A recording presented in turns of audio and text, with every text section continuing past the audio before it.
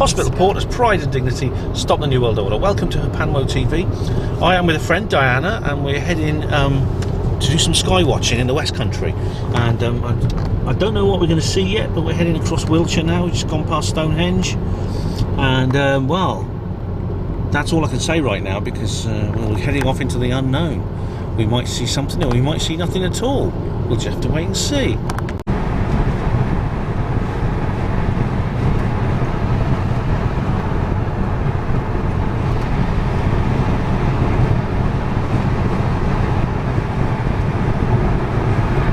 Ladies and gentlemen, we're about to go past Stonehenge.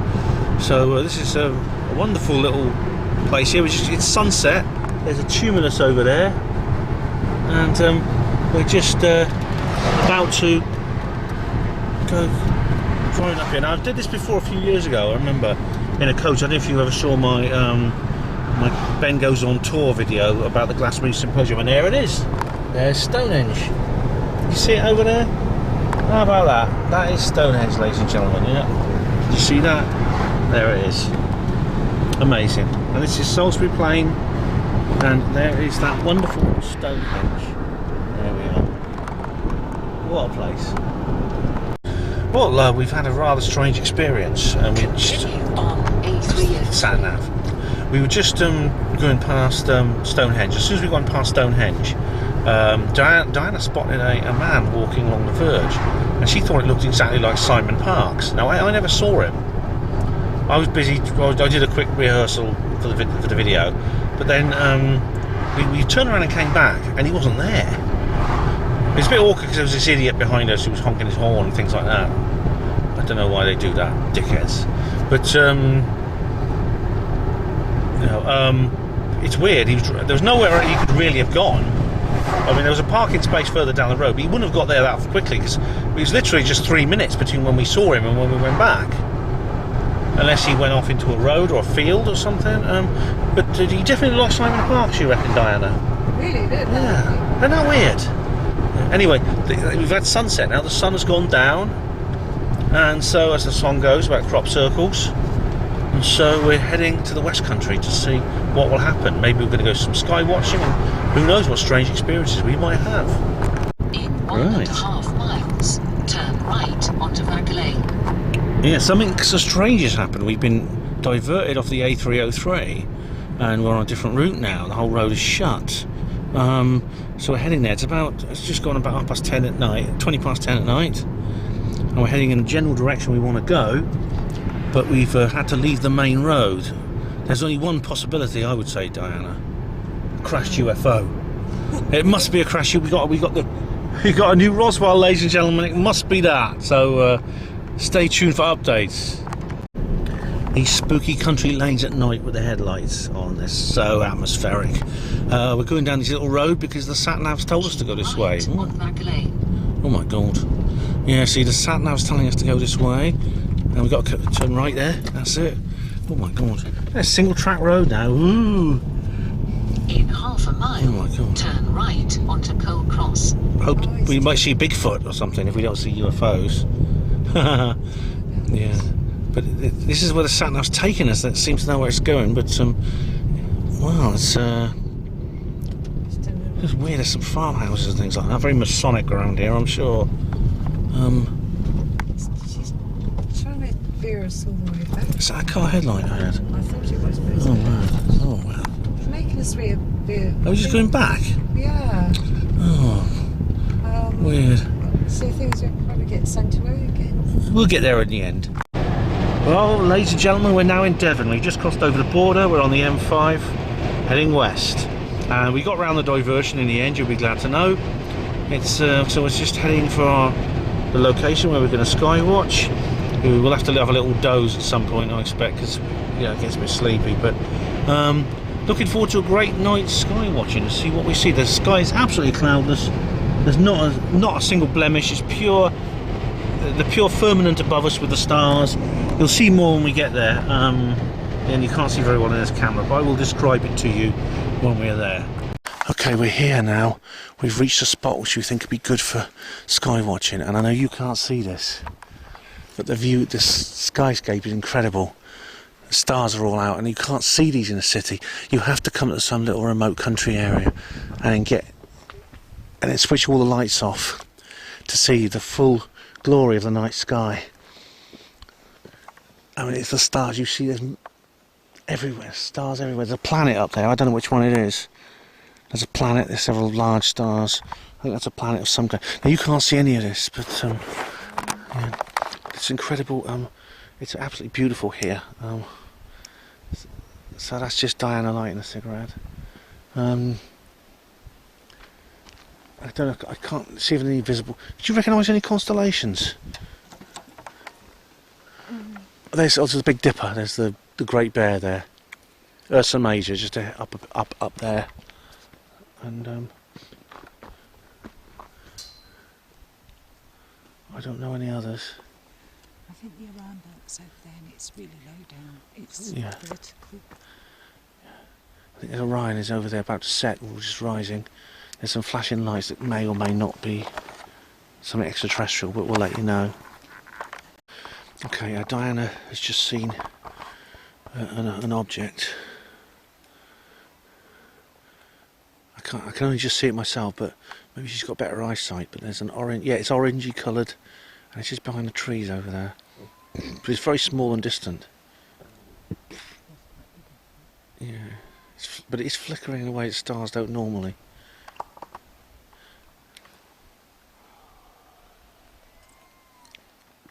I'll have to wait and see if it comes closer. Just looking around. I'm just wondering where Tabby Star is now. I've talked about this on the previous my various UFO disclosure ones, but it's near Lyra. But you probably couldn't see even with these binoculars. But it's about 150 light years away, and it has possibly a Dyson sphere around it. Oh yes, that's right. Field. Yeah, it's from the Kepler Space Telescope discovered it. It's KIC 186, and it's got a long number. It's called Tabby Star after Dr. Tabitha Boyajian, who actually discovered it and discovered the fact that there's this really weird cluster of objects around it that are not normal planets. Planets can be detected around stars because you get like a little dip in the light, because it's just it's like a transit of the planet, like you get with Venus across our sun, or Mercury happened recently, and many other stars have these little dips which indicate there are planets orbiting them. But Tabby Star's different. It has something orbiting it which is not a normal planet. And possibly this is a Dyson sphere created by an extraterrestrial civilization, but I don't exactly know where Tabby Star is or whether I could even see it. I know I found it. I know I did find it when I did exopolitics before, because I went online and checked out a star map. But obviously I don't have that now.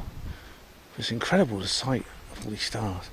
You just got no idea until you get out here into the open, into the countryside, away from the city lights, and seeing what's above your heads. It's incredible. And if only I had a proper camera like Wynne Keach has, you would have seen this.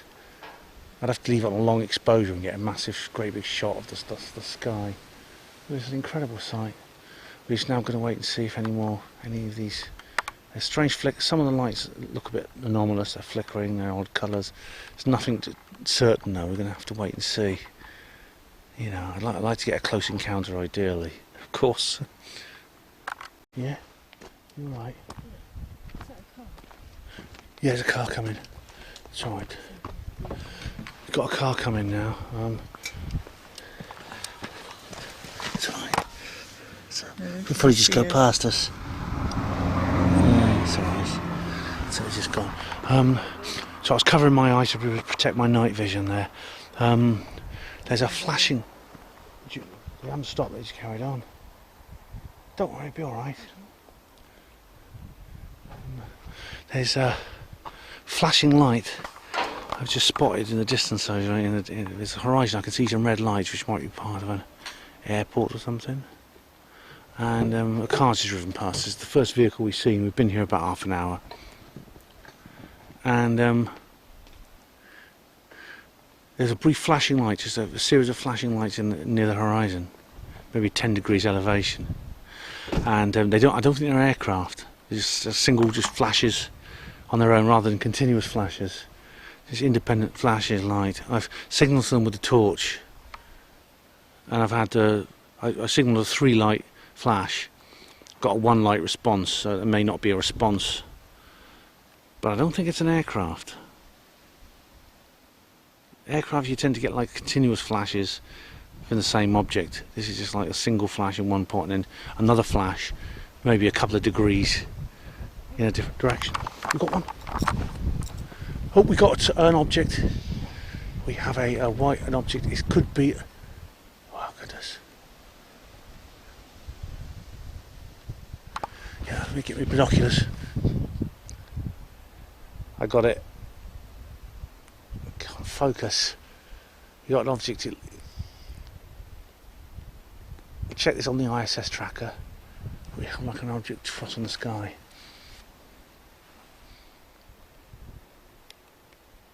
Is it going in a straight line? Need a static gauge. A tree. I'll use the tree as a static gauge. It's wobbling slightly. It's not going in a straight line. I can't get it in the viewer. I've got it. It's not quite straight. I can tell by the tree it's wobbling slightly. It's a craft. Yeah. That's big. That's a big bugger. I will double check this on the ISS tracker, but we've got like a solid white light heading across the sky. It's wavering slightly from left to right. It's not entirely straight, and I know that because I've got the tree. I'm using a tree branch as a static gauge. It's wavering slightly. I will double check it on the ISS tracker though.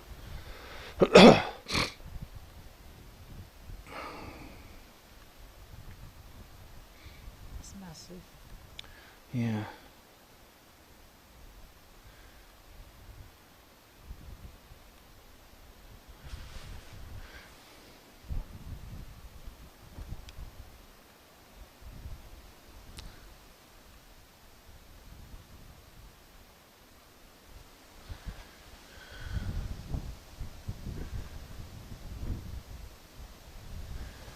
It's sort of like wobbling, it's wavering slightly. It's not going directly straight.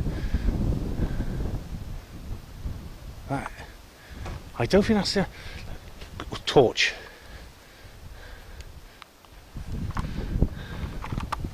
Oh, damn it. I think then I've got it flashed back. Did it flash back? Or is something else? Damn, I've lost my night vision. It's the torch went in my eyes. I lost my night vision.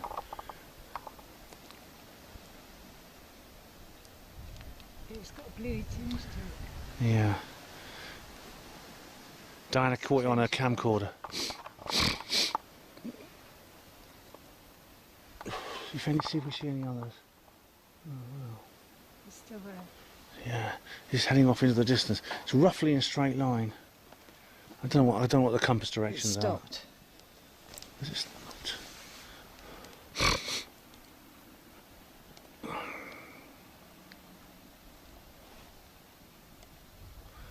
So I'm not going to try and turn the camera on the object because I know you guys won't be able to see it. I'm just reporting to you what I see. But Diana's got her camcorder out. I think hers is better. Oh, you're moving the gate. Sorry.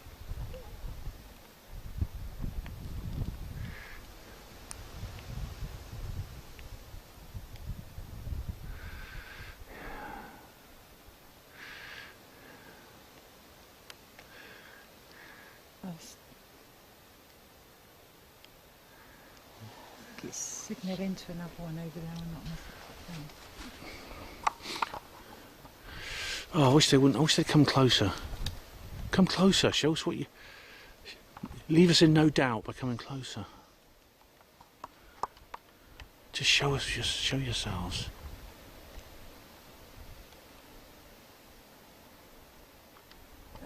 It's still travelling. It's very slow. It stops. That's going to descend. Things can come down in the field or something. That's a big one. very quite warm tonight. It's beautiful, completely clear sky. That object stopped. Yeah. It's stopping and starting. We have a completely clear sky.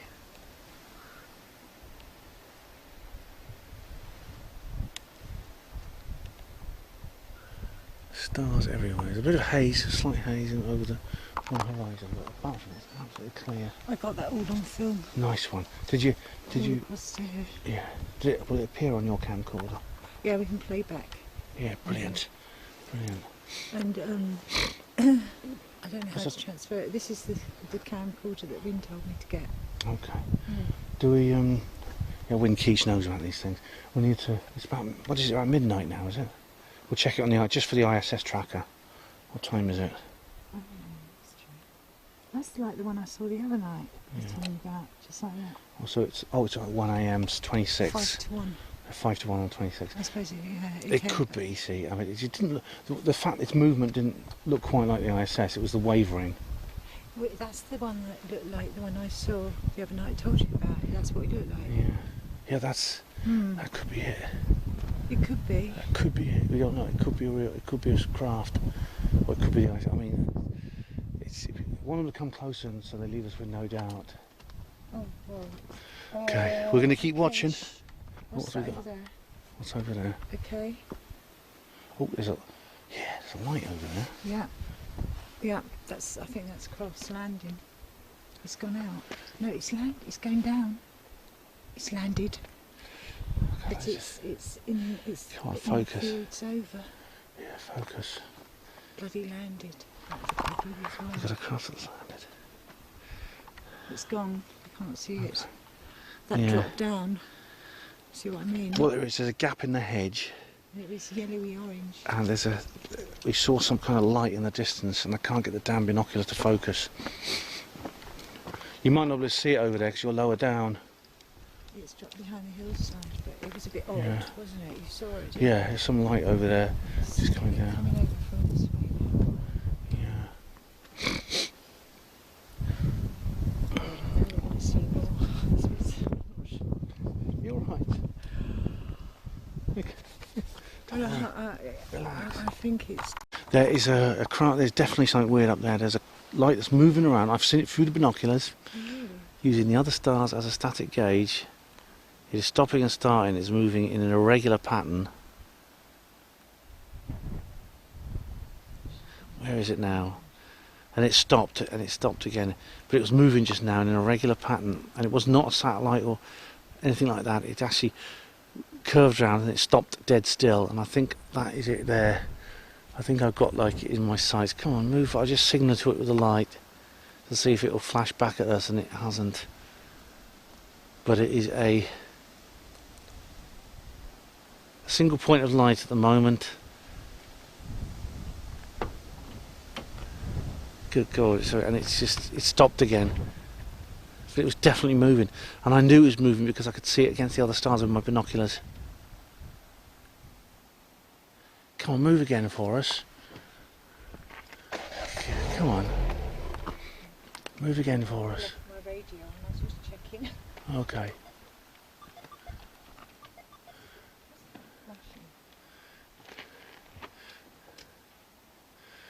I'll try signalling again. Okay, just gonna do this. I don't want to ruin my night vision. Okay. That's why I'm screwing my eyes shut.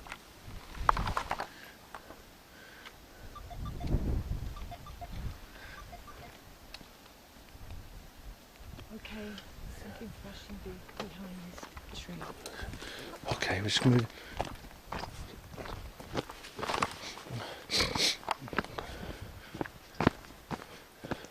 Where is it? It's very faint. It's the lower one down from the bright one to the right. Okay.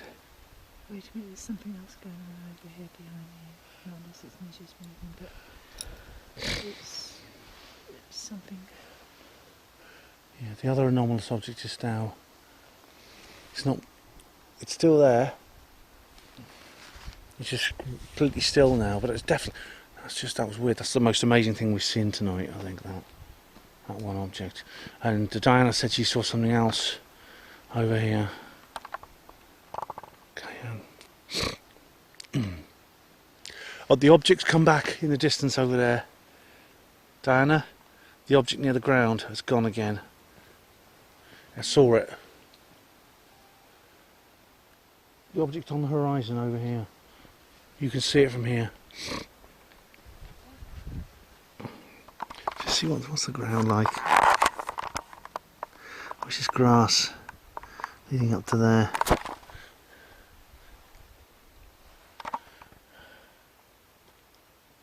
I saw the light on the ground over there.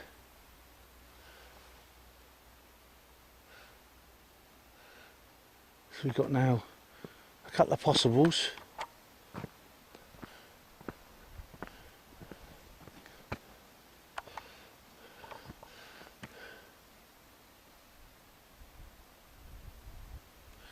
Okay, and they keep at it, keep signalling, let you know if you see anything else. Well, we've just seen a couple of other flashing lights we think are aircraft, but there was a light flared up on the horizon and then went out. This is something I've seen before, where something flares up and goes out. I saw that when I was at with Ellis at. Oh my God! We got another one. Now that it stopped.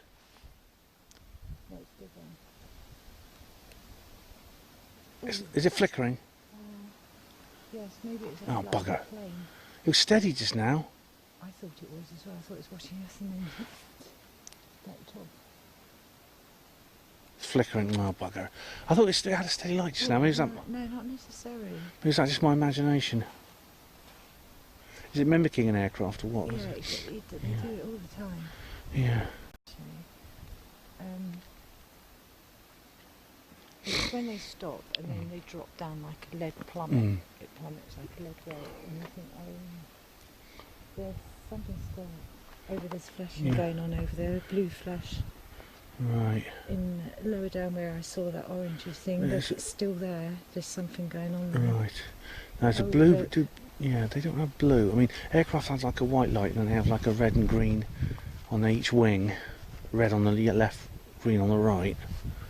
But yeah.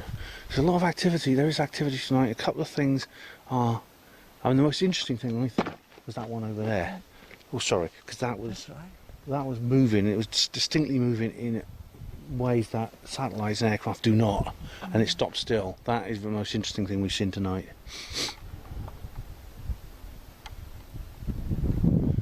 It's still tantalising. They're not coming close to us. They're keeping their distance. There's so many flashing going on around. Yeah.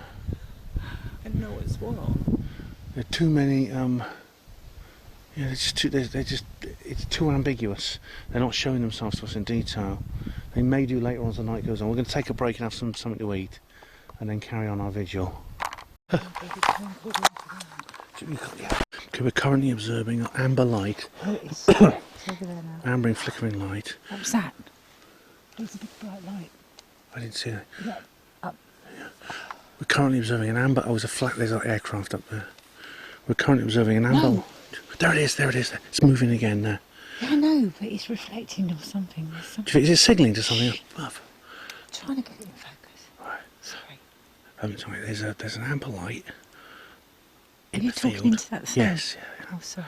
An amber light in the field. Oh, just Very bright. hold on, Ben. I can see reflections around the ground. Concentrate. And it is Okay, I got it. very bright now. I got it. Oh my God. It's steady now. It's completely steady. I'm actually wondering. I might actually. It's got a flat bottom to it. Let's see if you can actually see it. Yeah, you may be able to see that actually. There it is.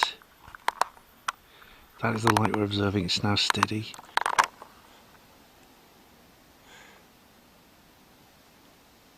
Hi guys. Out again. That's it. It's actually just above a tree line in a field in the distance. It's moved. We originally observed it further towards the right of where we are now, and it's now from a different. We've seen it from a different angle.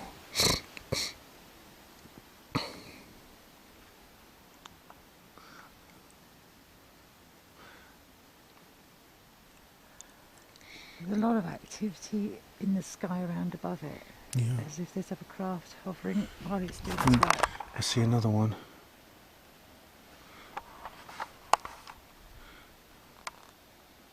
Try not to bump into me. Okay, that is moving.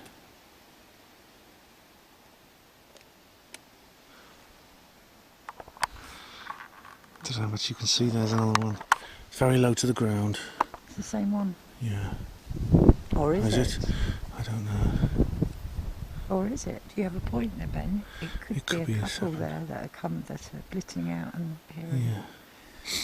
Just check the car hasn't been teleported. Oh, we see like a. Oh, there's a beam light. Like a. Do you see the lighthouse beam like thing? I just saw what looked like a lighthouse beam Oh, shining up from the light. Maybe that's someone searching. I don't know. This is very strange. there's no lighthouse beam. There's no That's what sea. Right, there's another one over there. Right. See? It's in between a faint star and it's just stopped. Yeah. It's moved in between those two. Yeah. There seems to be a lot of flickering in the sky. Yeah. There's others. I think we're surrounded. Yeah. It's coming and going. The light in the field comes and goes. Occasionally, it's very bright. We've seen it in several different locations. Now, it's now 1:29. Right. I'll turn the camera for a minute. Oh my God. There's another. Sure, I thought I saw it move into position. It could be wrong, but it's got a lot of movement in it. No, it's moving. Very slightly. It's flashing. I'm sorry, but there appears to be a big shaft beam of light coming down here. Oh, I can't see that. Oh, here is it. I see some flickering over there. And Yeah. over here, oh my! I think we're under some big beam. Do you reckon? Could be. There we are. Seems to be a lot of. And also, it's unusually light over there. Yeah. I don't know if the motorway is there. But, oh my God, something's lit up. Look. It's like lighting up. Yeah. It's lighting up the field. Look. You see? Yeah. Right. What the hell's that? That's a white light. It's not amber. They've got lots of different lights in the crowd for doing different things, I suppose. But it was reflecting the bushes where it was. So it's right on the field, on the border now. Oh, look. I can't get it. There's a glowing. Do you see that glowing light there? I know it's not a lighthouse, but we're not Stop anywhere. saying that stupid word. Reminds me of Renton No, Forest. right, that's what I'm talking about. Yeah, That's so what am I'm I. filming. I know it's not a lighthouse. That's what I'm saying. Don't say the word. Oh, I know it's not an LH. All right. And we're nowhere near the sea here. But there's this beam of light coming from behind. No, it's the same craft. It's just got different lights in it. It's 'cause Okay. it's doing something else. Right, it's coming from again the tree line, or just behind the tree line. It's almost like here's a big torch beam Yeah, it coming was. from. Yeah, and it's moved again. Oh, we'll have to You need a pass big it. step ladder so we can see over the fence. But it's not a fence. It's Gate. no, not Whatever this. that- Isn't in the road. This isn't a gate. This is the field. In the distance, Right, the yeah. horizon field.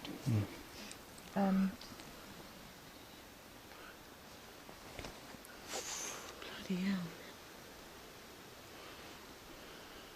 Oh dear. Where? That just flash Yeah. started from nowhere. That's stopping and starting. That's not a plane. That come from nowhere. No. Didn't just drop down. Look, it's stopping I and see it. starting. Yeah. There's lots of beams. Project Bluebeam. Now you know where you got the name from. I think that's an aircraft. It appeared from nowhere. It could, well, yeah, maybe. It's got a red light as well. I see a red light. Something. Okay. We'll see if it comes close. Has it stopped and started? Could be. It could be. Yeah. But we don't know. We both don't know. But in my Nina's hold on. I hear a noise. You're right, Ben. That's an airplane. Yeah, I thought so. That's a shame. But that is definitely weirdo. Yeah, that's something weird over there. Not unless someone's playing around with a drone, but it was a bit too big. When you put it in perspective, it's too big. Yeah, we've seen it a couple of times tonight, but that's the closest it's been. It's like. But did you see it was bulbous?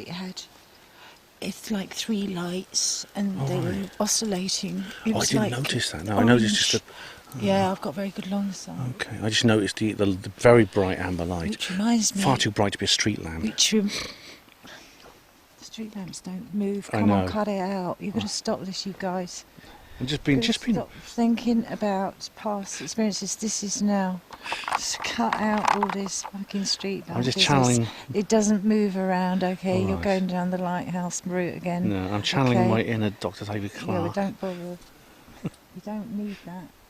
If I want to move forward and evolve, we've got to drop all this. I'm just looking for explanations, and Yeah, I'm just saying what it's not. But we've been watching it, and you can see it's not Yeah, a flying light post. Yeah. Okay. I know. It's just. Right. Okay. I just know. I actually said it was too bright to be that, so yeah, that's one of the reasons why it's not. As well as it's Well, moving. I've never seen a flying lamp post. Shall we go down that route again? Love you, Bev. All right. Just to recap, we've seen the amber light again. It came back very bright, roughly in the same place. At the same time, we've seen beams of light as if from searchlights in the same area. Very, very odd. No explanation I can think of right now. It's gone away now, hasn't come back. Nothing else to report right now. But Diana has actually captured it on video. She's got a better camera than me, which can capture things on night shots. So it's now about 1:30 AM. We're going to continue to observe. Okay, things have calmed down a bit now. The amber light appears to have gone. We haven't seen it for about 20 minutes or so. But Diana did see what she believed was a dark shape moving across the field behind the glow. Possible glow, yeah, there's a glow in the distance. Which, No, this was just totally black. oh, it's totally black, yeah, behind, and she saw it. It was like disc shaped. It just shot Disc across the shaped. field. Right. Very fine. Yeah. It was Fine. movement that made it. But that's dark shape, dark shadow moving across the field. It could be something connected to the amber light. It was in the same general area. We've seen a couple of meteors, just shooting stars, which are more common than people think. And things have calmed. We've seen a couple of flashing lights, which may or may not be aircraft. Nothing's certain, but things are calming down a little bit now. But the night is still young. It's only 2 AM. Famous last words. No, exactly. Diana's experiences. She often has experiences around about 3 AM. So I'm thinking of that KLF song, 3 AM eternal. So, wow. I'll make sure to report anything else that happens. Okay, we just observed a steady orange-blue light. It's light. Oh no, it's around here. Yeah, it's moving through. It's moving across. It's moving across from behind that building. There it is. I got it on the other side. There he is. I see it. Oh my god! It looks like the same as the orange thing we saw. It's on the orange, yeah. field. We were observing an orange light which appeared above these red beacons we saw earlier. I pointed out earlier.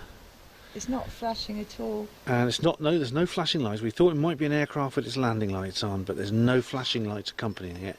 It's orange in colour. It's moving from It's left got to the right flat across the bottom, horizon. Yeah, it may be related to the lights we saw.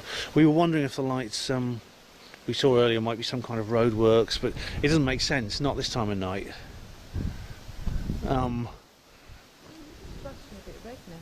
Yeah, can you still see it? Because I think it's disappeared from my view. Yeah. It's moved too far over now. Yeah, don't know what that was. I'm glad It had a flat bottom again. It looked That's like it. the one over there. you saw structure with it. It had a flat bottom and it was round again, and it also there's black bits in it, like. Oh, that's right. Yes, it's very, very. I thought it was a star at first. It was completely. Look up there. Look up there. Isn't Where? that huge? Look up. Oh, look.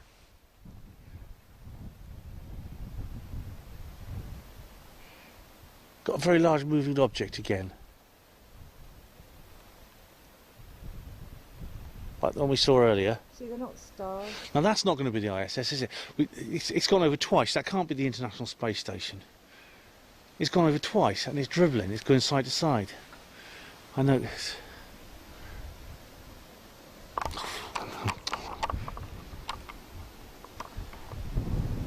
Oh, what on earth?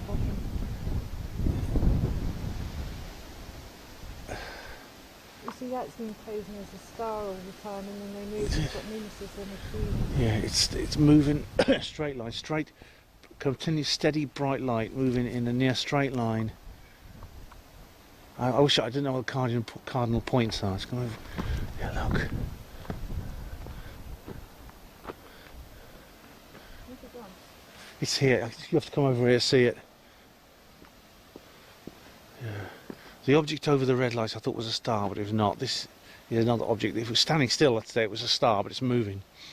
It's not the International Space Station. Because, or if this is the ISS, then what we saw earlier couldn't be. It wouldn't come. It didn't come over the same spot twice.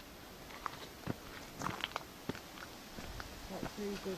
Yeah, it doesn't come over the same spot twice. Yeah. That's why I don't think either of them are the IS. No, we could check, but I don't think either of them are. They're big. Mm. They're big. I think I just stood in a cow pat. I think. Did I? Yeah. Awesome. Oh, wonderful. So I'll wipe my boots on the grass. Hang on a sec.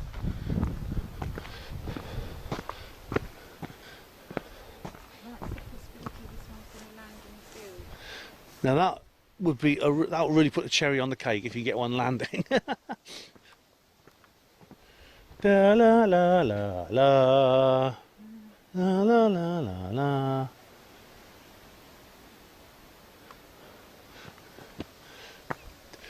Or you use that song, that music that Stephen Greer has. That.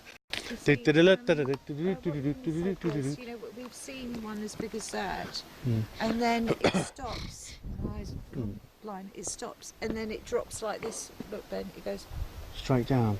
Yeah. Yeah. And it lands in the air. Yeah. It's landing over there. You know that noise that Greer plays. I've got it recorded. That's supposed to attract them. I mean, I don't know the C5 protocols. I can't afford to learn I can't afford to learn them. It costs £5,000 or something to go on the training course. Right. Now that's stopped. Yeah. That's going to drop down. Is it? I reckon. Because these are the ones that watch. I saw through there. It's still through there. It seems to. It's still there. Still visible.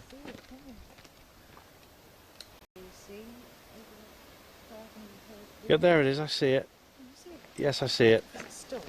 I think it's either stopped or it's because of its direction. You can't see its movement so easily. See, what it does is it then cuts its lights out and it drops down, and you just barely see it. It cuts its lights, so you can't see it landing. See if that will happen this time.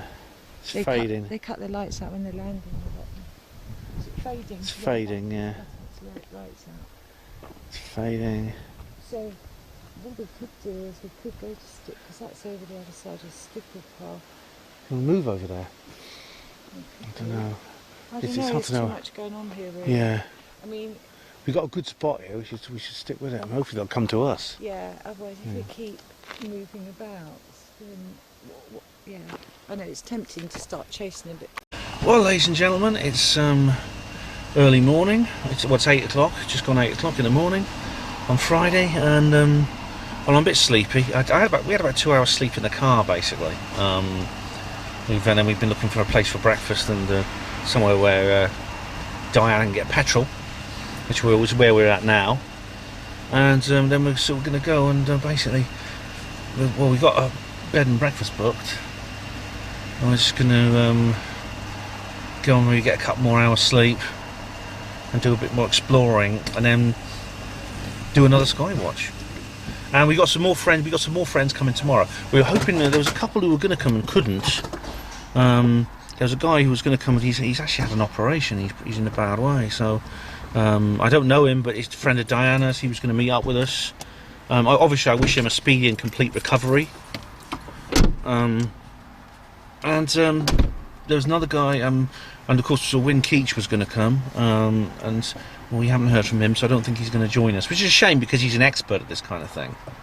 I mean, anyone who knows, you ever check out what he does, Win Keach, you'll know that he's the Skywatcher. He's the Skywatcher extraordinaire. So he'd have been a useful ally to have in this particular adventure that we're on. So it's just me and Diana tonight, and then we got some more friends coming tomorrow, and I think they are coming. It's actually Mr. Seek from the High Wycombe Paranormal Group. So we're going to do. So there'll be a third Skywatch then, which hopefully they'll be taking part in too. And if we haven't seen a UFO, if we hadn't had a big landing in the field and aliens getting out and saying hello, then I'm a Dutchman. Dat ben ik niet hoor. Now this is a little village called Sticklepath in Devon, and it looks exactly as you'd expect it to look from its name. It's the River Inn pub there, thatched roofs everywhere. This is amazing here because we have a thatched roof where I think they're growing barley. I think they're growing barley up there, I'm not sure. But it's a lovely little place. Just sort of, it's the sort of place that American tourists think all British people live in. Of course we don't. But that's what they think. I mean, it is a real oldie village. It really is. Fantastic place. And a beautiful weather again.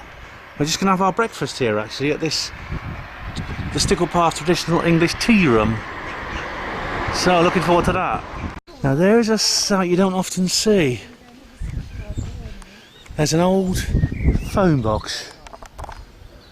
Even in the pre-mobile phone days they replaced a lot of those with these modern plastic things. And there's a place, the Tours. Ah, good for the Tours. And there's a Dartmoor. I mean, this is honestly, it probably hasn't changed. It's like you could come here 100 years ago, and apart from the modern cars, this would look exactly the same. This building, these buildings, and this little village. Yeah, it's like so charming. It really is.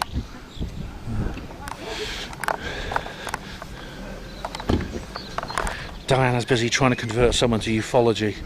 She does that sort of thing. She has to stop and tell everyone all about UFOs and stuff like that.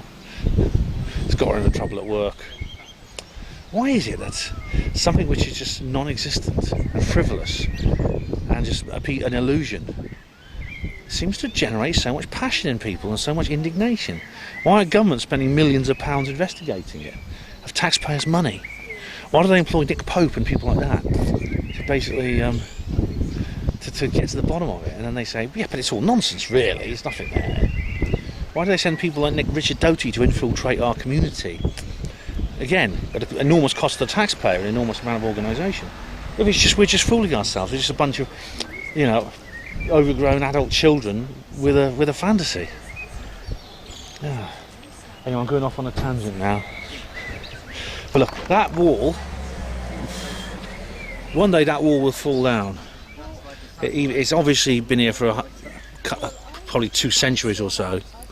Yet, when it falls down, no one will be able to repair it because there is no one left alive with the skills to build walls like this nowadays. They'd have to replace it with something modern. Although it probably will last another century or so anyway, maybe longer, a couple of centuries, barring accidents. because they built them so well. It'll last. This will still be standing when a lot of today's modern jerry-built prefab, you know, blocks of flats are falling down. Look at these little Dartmoor ponies, aren't they lovely? Hello, the horses. Hello. And you go over there, there's a foal. One of them's got a foal with them. Yeah, it'd be lovely to actually go up and see the foal, but the mother probably won't let us. They can get quite aggressive when they got babies, understandably. And that there is Dartmoor. It looks like the Pennines. I mean, if you forget Dartmoor is actually highland, it's actually a range of hills. Yeah, you can just see the Hound of the Baskervilles bounding across there after Sherlock Holmes. Oh, watch out for that hound! Oh yeah. So we're going to go up there later and have a look around. Right now, we're going to have a snooze. Going to have a little sleep in the sun. Right, well, this is our hotel room. There's a TV there. Just standard stuff. But look how grand it is here. Isn't it? I'll show you the bathroom in a minute. Oh, look at that. There's a... Very posh this is. I'll show you the outside of the house too in a minute. It's very grand. Just look out the garden in a minute. Have a look out there. Someone's mowing their lawn. Lovely summery day. Yeah. Oh, nice out there.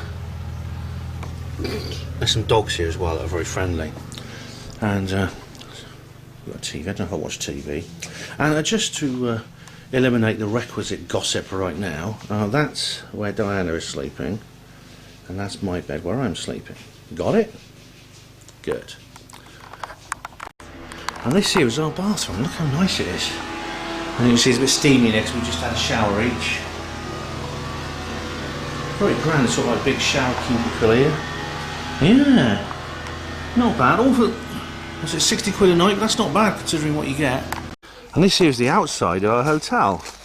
As you can see, it's very nice. Yeah, isn't it lovely? There's the front door, and look at the garden. 1836 is farmhouse. And 1836 it was built, was it? Yeah. Oh, and it was a farmhouse. It's a farmhouse for the whole estate. Right, how big is the estate? Well, it's not now. It's just the house. Yeah. It's pretty sizable. It was the whole of the North Loop. No, right. North Loo is the place. This is the town we're in, the North Loo. So, how long has it been a hotel for? Well, we're not really. We've been doing B&B for 10 years, I suppose. 10 years. Oh, cool. Well, it's very nice. It's very comfortable, our room. Yeah. And there's that there. It's the garden I showed you earlier. Yeah. Oh, lovely. There's the garden I showed you earlier behind that hedge. And there's some there's some very friendly dogs here as well. So, and the oh, right, no. Only one. Yeah, the others are all kind of like... The others are all friends. Martin told us, yeah. These are holiday dogs, yeah.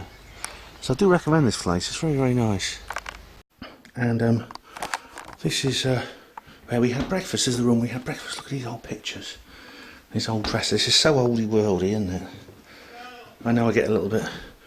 I think I'm suffering from kind of nostalgia for times before I was born. Look at that old clock. And these old things like that. Pictures of some people from Africa and some African elephants and people on elephant backs and things like that. And look at these, look at this old cutlery and this old-fashioned style knives and forks and these old teacups and things. Isn't it lovely? It's just so charming. And this is the sort of lounge in the hotel. And you see there's a chandelier type thing. Look at these paintings. And look at this old chaise longue. And the fireplace, of course, must be nice in winter. Drinks cabinet, oh yes. How a gin and tonic, old boy. And there's all kinds of things around here. And then, of course, down here is a view of the garden. So it's absolutely lovely little room. And there's some more books over here. Oh, excuse us, doggy. There's some more books over here. Yeah. Fantastic place. I'm afraid this is another of those videos where I Onto the Head Cross, then take the first first left. where I go all gooey over some little village. This is South Zeal, which is just on the edge of Dartmoor, and it's just so lovely here. And it's like I said, it's like another world. You know, you get these there's little phone boxes and the war memorial and the church and the pub. It's like it's just so charming. Right, this is where we were last night. This is the spot. Just going to go across here. This is the gap in the fence. You can actually see our footprints from last night where we went up here. Now, that wasn't barbed wire, it was just these barbed brambles, but we were just basically looking across there, and there's clumps of trees and things over there is where we saw the amber lights. It was in that sort of area over there. There's a couple of masts, but they're not. But there were a lot of masts over there. But like I say,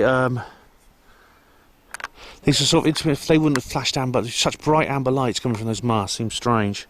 No, it was behind the hedgerow. It wasn't really as far as the mast. Do you reckon? No, maybe not. It's hard to judge distance. It's very hard to judge distance when you're talking about night and things like that and lights. But it was in that direction basically. It was several different spots in that direction that the amber light appeared. So we're going to head off now. We're now going to return to we're going to investigate the other side near where we think the amber lights were to see if there's anything that might explain their presence. Okay, we're now on the opposite side of the area where we were looking at, where we were last night, I just shown you. Go in that direction, you'll come to where we were. So there's nothing here that indicates, nothing here at all which indicates the presence of anything that might explain those amber lights that I can see. I'm just going to go back up here. We'll show you the railway. Now there's no sign of any works or anything on the railway. So again, we're going to wonder what it was we saw. Bright amber lights in several different places. It could have been something that was shining from those masts, but I've never seen mobile phone masts. Those masts usually have a red light on the top. Now the red lights I showed you last night could be explained by wind farms. I think they had red farms on the top, on the wind turbines had red lights on the top of them. Is this where the railway line is? In there? Well, that takes us up to the lane which leads up to the farm. You wanted to go up there, didn't Should we go up there? Okay. You had a bit of trouble getting turning around. Yeah, okay. Oh, it's all blimey. Yeah, well, it doesn't say private, we can always say we got lost. No, let's just have a look up here. And that's basically the end of it. There's like yep, that's it. But there's nothing here. This is Incott Farm. I was in a minute, put your camera down. Okay, this is the railway. There's nothing in that direction which indicates there's any problems. Let's look in the other direction here, over here. Again, there's no railway works or anything like that. It's only a single track line. It's not silver on top, the rails aren't silver on top, which indicates this is not a widely used railway track. It's not a widely used railway track, so... Right, we come further down the road, and we come to a spot where a place called Glendon, which is basically... We've explored as many other places. We actually got out and went into a field. Again, it's quite hilly country, but it was pretty obvious there was nothing there that could have generated that kind of amber light. We're at another place. This is probably the furthest extremity of the edge of the cone of visualization, which we could say that amber light came from. And there's nothing here but a farm. There's a farm and there's some fields. So we've seen nothing that could generate that amber light that we saw last night. Nothing at all. So it remains a mystery. Okay, we found ourselves a location. Yeah. Oh well, no, we've got to find ourselves a little location. It seems to be perfect. We're now at the opposite end of where we were last night, on the road last night, staring basically in the opposite direction, which should hopefully give us some. If we see the amber light again, it'll certainly give us maybe some coordination about where that amber light is.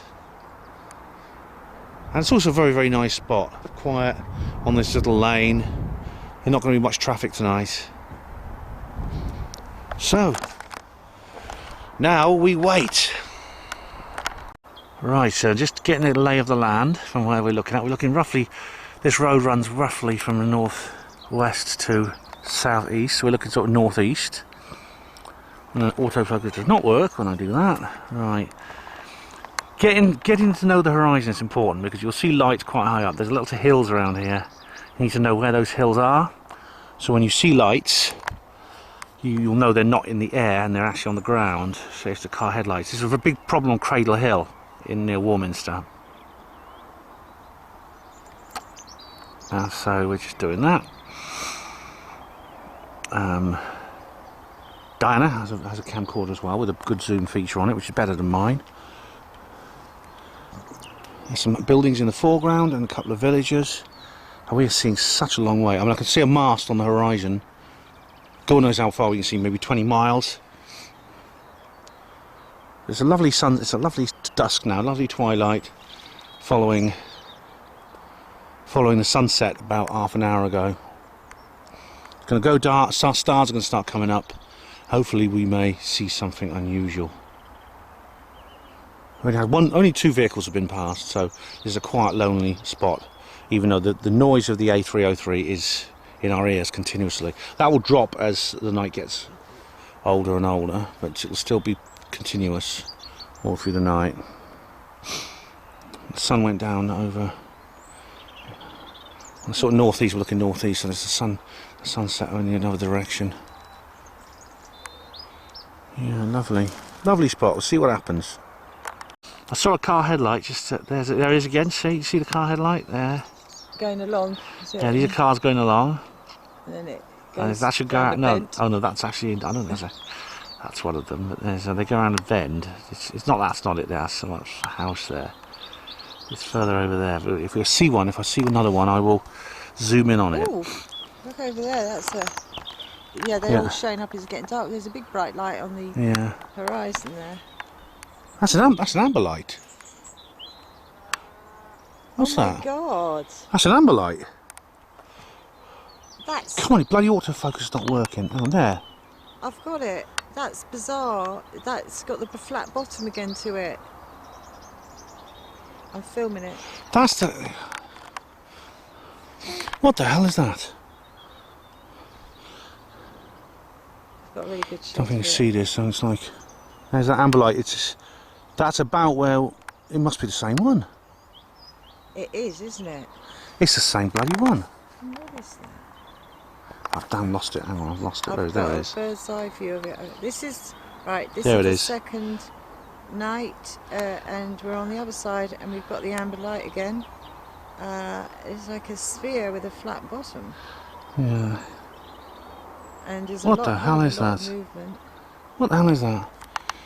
It's in roughly the same place because we're looking at it from the opposite we're looking at it from the opposite end though, so we can maybe triangulate it from here. Maybe we can triangulate from where it is, if it is the same light we're looking at. Well, through my view, it looks exactly the same Yeah. as last night. I think you're right. Yeah, we explored that area. We couldn't find anything that might generate that light. We've been exploring the area this afternoon. It just blinked through, didn't it? Yeah, Like just a portal. it literally just appeared. Just a few seconds ago, just as when I was actually filming. How incredible. Yeah, I cannot explain that. That is, so far we have no explanation for that. It's moving as well, because when I keep Is it? still, it's moving left, right, up, down. There's a few things in the way. We have found another place where you get a much better view, but it's right in front of someone's driveway. It was much closer to the. It's much closer to the main road, so you get a lot more noise interference. And it was much closer to the main road. Yeah, and also it's very close to this place called Coscombe Down, which is like a farm. We didn't want to be too close there. We don't want to be too close to other people, so we have a bit of privacy. Let's see how long that stays there. I mean, if it lasts a long time, you're going to wonder what the hell it There's is. another one at the back, but Yeah. that's a car moving. That's gone. Yeah. It's still there. Oh.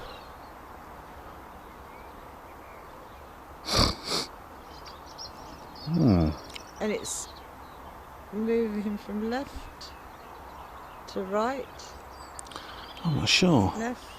I can't see. It's blinked up. It's gone out. It's gone out. Oh, it's back. Yeah, it's come back. Why does it blink off and blink on again? I don't know. I don't know what that is. It did that last night, do you remember? Yeah. Same pattern. Yeah.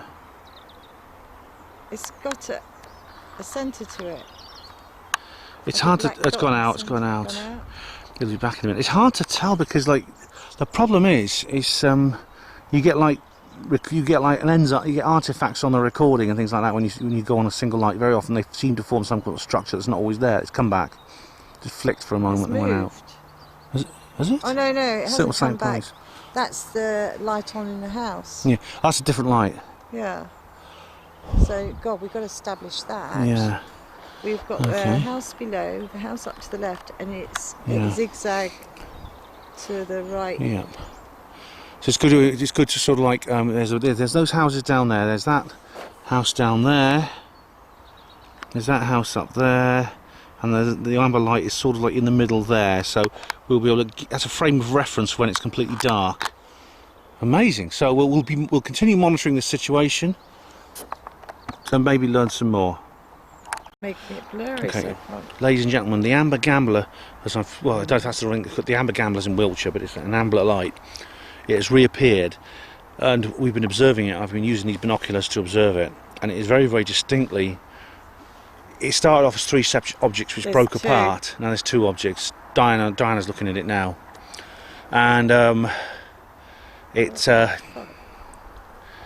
broke apart, and it came back together. It came back together. They're coming together. They're coming together. It's doing it again. They've amalgamated. Right. See, yeah, it goes from being very bright to very dim to very bright. They've amalgamated. It's sometimes it's very, very dim. You can hardly see it. Other times, it's very, very bright. It's almost dazzling. It is definitely moving. It's definitely moving in relation to its surroundings. There's no doubt about it. I can see very clearly that it is moving in relation to its surroundings. We'll keep observing this situation. It was three lights that broke apart. It's brightening up again now. It's possible people just see it in the area and they just assume it's something else. I don't know. Maybe it appears regularly. And what I'll do when it's dark, I'll try and show it to you if it appears again. Then okay. I don't know how much you can see, guys, but we've just been overflown by we've been overflown by a clear white light. It could be like an ISS type light that's just flown over. I mean, it could be some kind of satellite at this time of night in particular, when the sun just you maybe just see it there. That's it there. Yeah, you can just see it. It's just disappearing into the headland. It's heading roughly northeast. I don't know what the bloody hell it is. But if it's a UFO, for God's sake, move around and do something interesting. Don't just go in a straight line and make us think they're satellites. Yeah. But I mean, we saw about 3 of those last night, and we've just seen one. We've just seen one tonight. It's definitely not an aircraft. No flashing. No port and starboard beacons. Nothing. It's just a clear white light. Could be the ISS. Oh, I don't know. We'll have to check out the ISS. We'll have to check out the ISS tracker. They say it could be the International Space Station. If you remember the thing when I was recording with Jackie Noyes. You remember the one I did with Jackie Noyes, January '72. There was a very peculiar kind of there was loads of them coming in from all angles, and we checked the ISS tracker and it wasn't that. So well, we'll see if we can get any more of these buggers. Just observing the amber light. It's very bright amber now, flicking.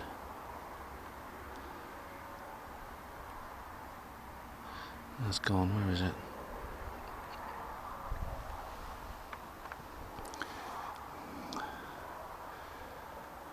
So it comes and goes. There was 3 lights. There's 2 very close together, and there's a white light further away, and they're merging together into one. is it goes through this cycle. It's done this before. There are 3 basic lights, 2 very close together, 1 further away, and then they merge and then they break apart.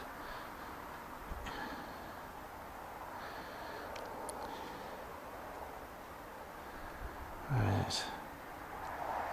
Yeah,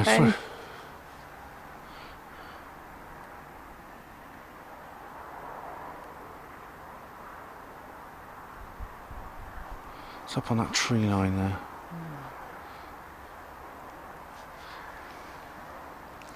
I don't know, you see that one's been there stationary all the time. It's The one above it is, yeah. The one above it I think is just but below. a light in the it's like a window light or something. the It's one below below. that, yeah.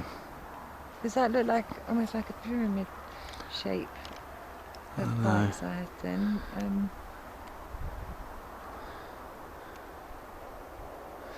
Owls hooting. Very adds to the spooky atmosphere, if nothing else. The amber light is gone now.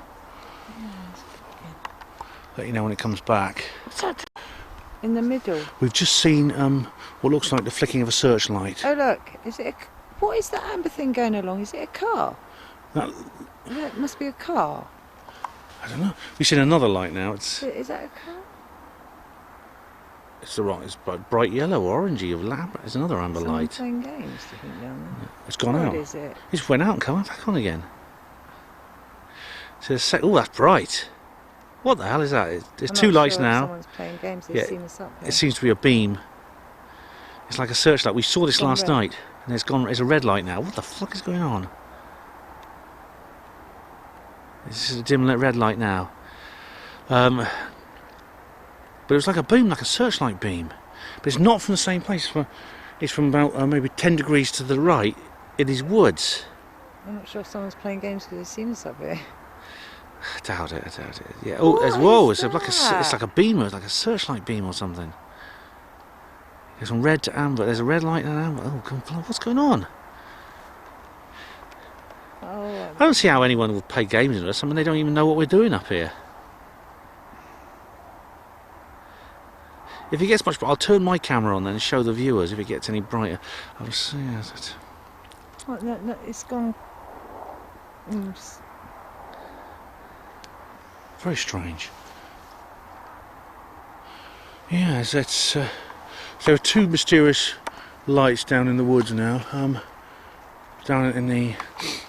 We've seen funny things. We've seen nothing particularly weird in the sky, but we've seen things on the ground or near the ground, which are very strange. Oh wow! I don't know what's going on. Okay, things are developing very quickly. I've seen 2 pairs of amber lights, bright amber lights, moving across the landscape. They are bright. I've been signalling to them with this laser pen. Yeah. We just saw. There's a bright flashing light. Where is it? Yeah, I saw 2 amber lights flashing. That wasn't your torch, was it? They were just moving across the landscape in front of us in 2 separate places. A pair of amber lights, maybe like a degree apart, moving across the landscape. We've just had a big flash of light across the sky. We're not sure where from. There's some large stars coming out now. I think it was my torch. Well, did you have your torch on at the time? I thought I turned it off. I don't think it was yours. You said it came from above your head. Yeah. Yeah, I saw it. I saw the flash of light too. It was like a just general flash of light. It didn't seem to have any particular source. Worried me for a minute. I've got my car ready to go. Something weird's good. There were 2 amber lights on the landscape moving across. One was in front of the village, and the other one was where the original amber lights were. There were 2 of them, 2 bright ones, just like the ones at the other side. I signalled them with the pen light. There's a lot of weird things happening. I'm going to go back to the gate, and I'm going to just point the camera and see if you guys can see anything as well. All right.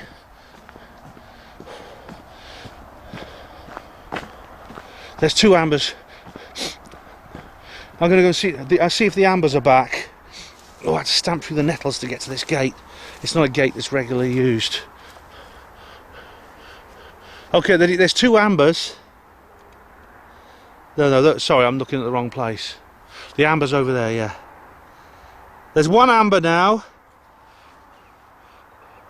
but there was like these like flickering of searchlights in the distance too. I'm just going to turn the camera. I don't know how much you can see over there, but the problem is I've got the wrong kind of camera. You can't see much except there's the amber light is. There's the amber. Well, those two down. I think those two down there are just farmhouse windows. Let me just get the focus right. There's the red mast. They're just farmhouse windows, I think.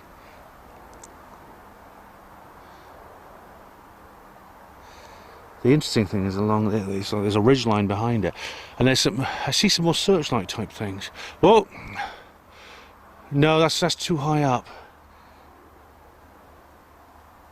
I think there's just car headlights. No, there's car headlights.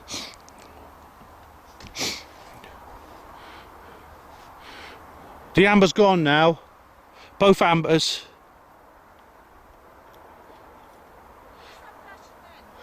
I don't know. I saw it. We just had another flash of light. It's coming from somewhere above us. Okay, we just got another flash of light now. It was like lightning, yeah. It's light, but there's hardly a cloud in the sky. It's not lightning. It can't be. It's like sheet lightning. The amber's back.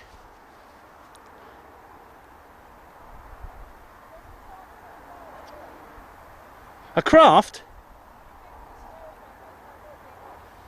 I don't know. I'm just watching the amber.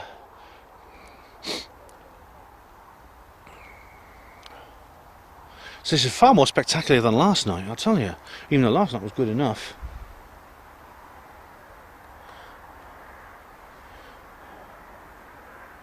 Okay, so quite a lot going on at the moment. What's that? Oh, that's just a car headlight. No, but there's weird things going on. Searchlights, flashes of light in the sky, the ambers. Single ambers, pairs of ambers, yeah. And like the triplets you can only see with... God knows what's going on. But none of this has a down-to-earth explanation in my view. Okay, the twin ambers have appeared again. What is that? That's a single amber now. Oh, there's one amber.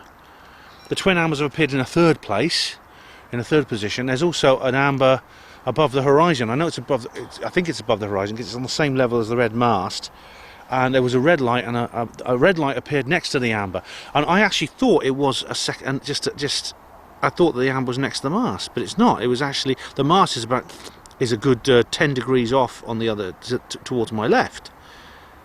But now the twin ambers are now flicking in a third place. They're very bright. Oh, let's just see if you guys can see it actually. Okay, don't know if you can see it. Yeah, can you see it? I've got them.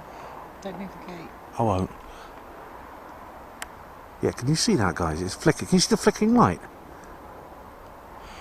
It's now just this. It's just one amber now, but there were the two ambers. Oh, there they are, twin ambers. Can you see them? Bloody hell! They're moving. They're moving from right to left. Someone's coming down. Right? It's like they're communicating by lights to each other. Yeah. This is the third time these twin ambers have appeared. There was one above. Was there one above? Light above. Above where? Oh my God! There's loads of lights. Well, there's a light up in the sky. It could be an aircraft. It's through the clouds. I don't want to take the camera off the twin ambers. Seems to be above the amber lights. Mm. Oh, hold on a minute.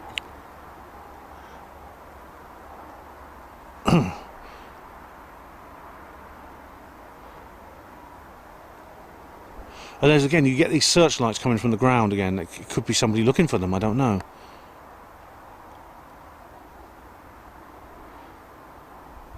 There's some. What the? We just heard a cracking. It's a gun. As we just heard a gunshot, it would sound like a gunshot coming from. Just. Sound like a gunshot. Hey, wait, we're not. Wait. No, I think it's going. Okay, we're getting in the car and we're heading off. Never be around because they really are nasty people. Okay, there's some poachers in the area. We've seen. Now it's possible that the searchlights we saw in the distant field were poachers. We had just heard a gunshot. we've decided to get out of here because in case a stray bullet hits us, basically. So we've decided to leave the area because poachers are operating around here. Okay, so we got a car behind us now. okay, it's a car behind us, and we're leaving. I don't even know where we're Diana going. knows this area, and she decided we should leave. We've got a big red light behind us. There's a red light. What's the red light? What the hell's that? Do you have a red light behind us? What's the red light? Oh, it's my brake light. Oh, it's your brake light. All right. There's a red light ahead. Where we're going. No, we're heading back towards Gleaston or Glendon, which will then take us back onto the road leading to the railway station. Remember? Okay, we're now. Yeah, it's getting a bit hairy with the poachers around. So we're now just heading back. There is a car following. Oh, it's maybe not be following us. It may just be behind us. But we've just seen some spectacular stuff. We really have. With the it's possible those searchlights we saw were other poachers in the area. So, but obviously the poachers aren't trying to shoot us, but they're after rabbits and things like that, and pheasants. But they might a stray bullet. We might get caught in the crossfire. Do you know what I mean? So we don't want. Do you want to go left or right? Oh, well, which way do we go from here? Well, if you want to go back to Oakhampton, where do you know? Or Left at Oakhampton. Yeah. What time is it? It's gone past 11. Is that, yeah? What, already? We've been there. Yeah, we've been there a long time. We were there a long time, weren't we? Bloody hell. But we're heading to a big town now where it'll be safer. But that was amazing. That was really amazing. Yeah, that's where I was seeing lights nearby and flashes right near my eyes. They're in the bloody field next door shooting. Yeah. Well, obviously the ambers were not poachers' lights. No. They were not. They were something else. Because they were coming off the ground. Yeah. Maybe the military used poachers to get rid of you. Well, I think if the military wanted to get rid of us, they wouldn't need poachers to help them. They just come along and tell us to move along. They say, get out, go on, clear off. They wouldn't, because they wouldn't have an excuse. Because we won't do anything wrong. Well, they don't need. I think they can probably they can threaten you. They can point their weapons at you and threaten you. Well, no, not unless they've got a reason. But if they can make out there's poachers around, then they'll just frighten you off. Yeah. They haven't got a right to tell you to leave there because you're not doing anything wrong. So they know that. So maybe they use the poaching effect to clear the area. Oh, who knows? But contact going on there. But that was incredible things we saw. I mean, it's a shame we had to leave. It's a shame we had to go. Just go to town and go around the other way to Nina's and go the other side. Well, should we go back to where we were before? Could do that. Okay. You know, because she's a funny bugger. She gets solicitors and things on. We're gonna head back to where we were before, and just see if we see anything from that side, because we really, there's a lot of spectacular activity going on, and it's a shame we had to leave it and abandon it. That's why the flashlight was in my bloody eyes. He was in the field next door to me, that poacher. Shit. That was that a torchlight we saw though? Well, I think they're the white flashes. Yeah. It was probably their torchlights. You know, because if they're shining through a bit, it might seem like it's coming from above, but if they're in a field and it hits a tree, it's bouncing off. Because it blinded me at one point. He must have been, and it was so close. They must have been shooting in the field next door. Yeah, we didn't. Well, they didn't. They've only just started shooting them, and they won't shoot unless they get a target, because otherwise, obviously, it will draw attention to them. It's illegal anyway. Of course it is. I mean, they're poachers. They're stealing a game of private land. Oh, it seems we've seen some more flashing lights, like the torches near our first viewing spot. So Diana decided it's not. She knows this area and willing to take her advice. She said it's probably best not to hang around. It looks like there are poachers operating in this area too. So we're now heading away from the area altogether. But I did see another amber actually just before we reached. It's before we reached the spot. But it looks like there's a lot of poachers out here. I think it's what I thought was searchlights in the valley where we were watching the ambers. I think may well have been poachers' lights. There may have simply been poachers operating down in the valley where we were looking at the ambers. So that explains a few things. But this does not explain the presence of the ambers. This is not. You think I've seen? Are we not being followed above? Are we? By what? If we get flashes around here, then that's a bit weird. Well, it's not torches. It's not poachers' torches, I reckon. How many are there? Are there? Well, I mean, exactly. I mean, what do they? There'd have to be hundreds of them out there. I mean, but we're saying it's bank holiday. You might be trying to get something for a barbecue or something. I don't know. Picking up a few things for a barbecue, or hoping to sell them to people for barbecues. I don't know.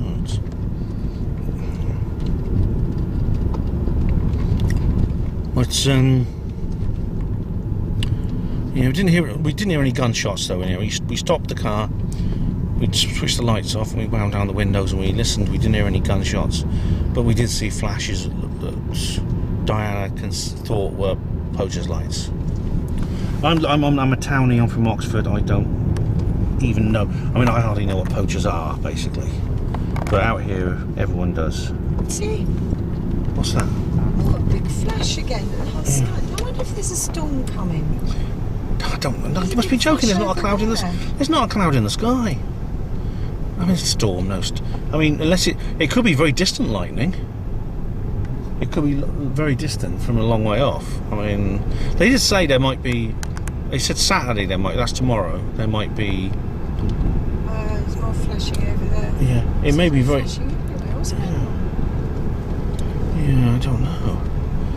Anyway, we're going to head back. We're in the middle of a Star Wars and they've got the fallout. Well, shall we see what happens when we get? We're going to head back toward the village where we're staying, and see what happens then. Maybe things will be different around there. Okay, we're approaching Oakhampton, a large town in the area, so we're back to civilization and safety. But we've seen more flashes of light. Now, this could be distant lightning because there is thunderstorms forecast. However, they're from all around us, and there can't possibly be that many poachers operating at the moment. It's not possible. We've seen, like I say, these are different from the searchlights we've seen. We think they're poachers' torches, but generally these like big flashes, like I say, like lightning. And we've seen a couple of those along this way. And ever since we left our first skywatching site. It's too late to go to the pub, isn't it? I could do with a beer. But we're heading back through Oakhampton now, where we don't have to worry about things like being shot. And then we're going to head back to the hotel, which is in a lovely little place called Norloo, is it called? What's the name of the village we're staying in? Northloo, yeah. Very, very nice little place. And so, but just to report, lots of flashes of light we're seeing. And we're in Oakhampton now. There's a lot of street lamps, so we probably won't have seen them. But it's an odd, weird thing when these flashes of light keep appearing around us. We'll see if they follow us through to the other side of Oakhampton and westwards towards Northloo. Okay, we're near the village of Northloo now in Devon. And there's aircraft. That's an aircraft. Yeah, it just flashed. It went. Did it? All right. We can see so many stars now. We're just going to see if we experience any of the same phenomena we did in the other locations, such as the moving orange lights, which I call the ambers, and the flashing, the environmental, where the whole sky flashes like lightning. Because we've been talking about this, me and Diana, and we've come to the conclusion that the flashing we experienced may not, or probably was not, the poachers' torches. No, there's some of it was. Some of it may, yeah. We saw the poachers' torches, but no, because we saw environmental flashes in other places as well. It can't have been just that. So now we're looking at the sky. It's spectacular at the sky. Yeah, okay. What's over there? Okay. You finished recording? That's okay. Can we just experience a bright flash of light?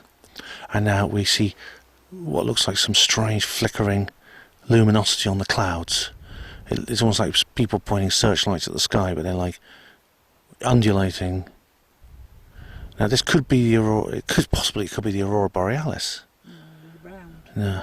We discussed earlier on whether these could be fireworks, but there's no noise. We heard no loud. You'd hear loud explosions with fireworks. I don't know how much of this you can see, but there's an undulating, flickering light on the sky, and there's no cloud there. So it's not. That can't be searchlights if there's no cloud. There's nothing to. I signalled with the pen light a little while ago, and that's very weird. It's a bit close, I think. I think we're being followed. That's not torches.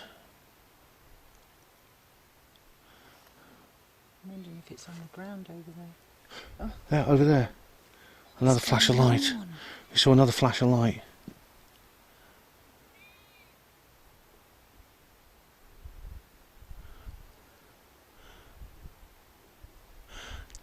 What the hell is that? I think we ought to go. Well, I'm curious to find. I want to know what this is. This is very weird. I'll stop filming for now, and then I'll let you know what happens.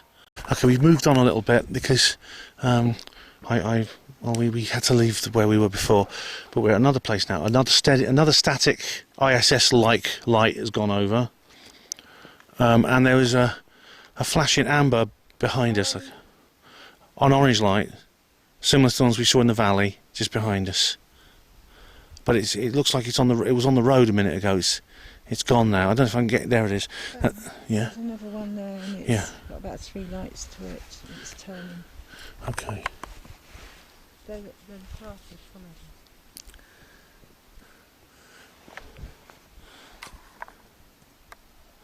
Very strange, but it's not that. That one's just I think a street lamp, but there's one on the road. And until it comes closer, I won't really know if it does come closer. Well, actually, there's some houses just next door to us, so it's not as dark here as it was. Okay. Okay, ladies and gentlemen, there's some distant flashes of light, which look like a distant thunderstorm, but we can hear no noise. But yeah, well, I'm not saying this is lightning, but it's some kind of weird flickering. The light was just lights to light up the property. Yeah, it could be there's some kind of battle. It could be a storm of some kind. I can't hear any noise. There's no sound of thunder at all. I don't know. The undulating lights are gone. The undulating lights I saw before are gone.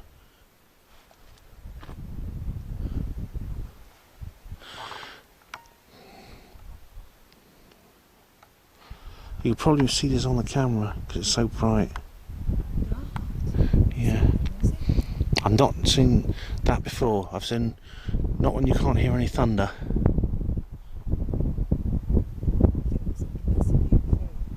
Yeah. It's from the direction of Dartmoor. Oh.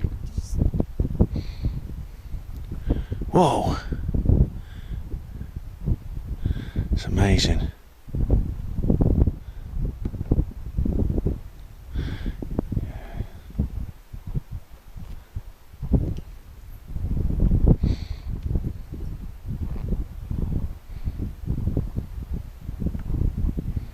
Yeah, it's beautiful.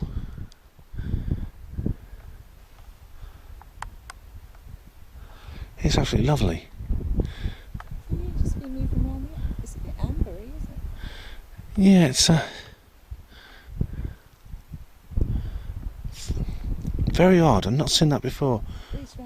There's more over there. There's more over there as well. But what I saw before is gone. We've seen some more from a different direction. Still not gone there. Yeah. There's nothing here just yet. It's more light from over here. What an amazing thing to see. Okay, I'm back at the hotel now. It's about 1:45 in the morning. The flashing lights are still continuing, so it's lasting far too long to be a normal thunderstorm. I'm wondering if it's something maybe connected with HAARP. I'm not sure. We saw a couple of other things. I mean, Diana saw a strange, an object that I didn't see. I missed it, but she briefly saw a very large structured craft. The amber light we saw down the road was not what we thought it was. It was just a house light shining on a bale of hay. Our senses were a bit over heightened, but it's been a pretty spectacular evening. We'll have quite some stories to tell the others when they turn up. They really will. I'm not speaking too loudly. We'll have some stories to tell the others when they turn up.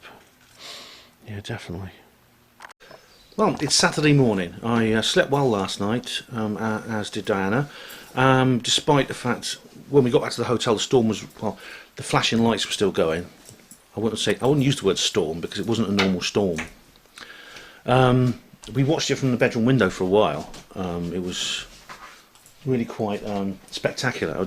The storm was basically all around us, and the light was continuously. There was continuous lightning, not just bolts of lightning, but like I said, like continuous sheet lightning, like we showed you yesterday. But it was everywhere. It was all around us, lighting up the garden.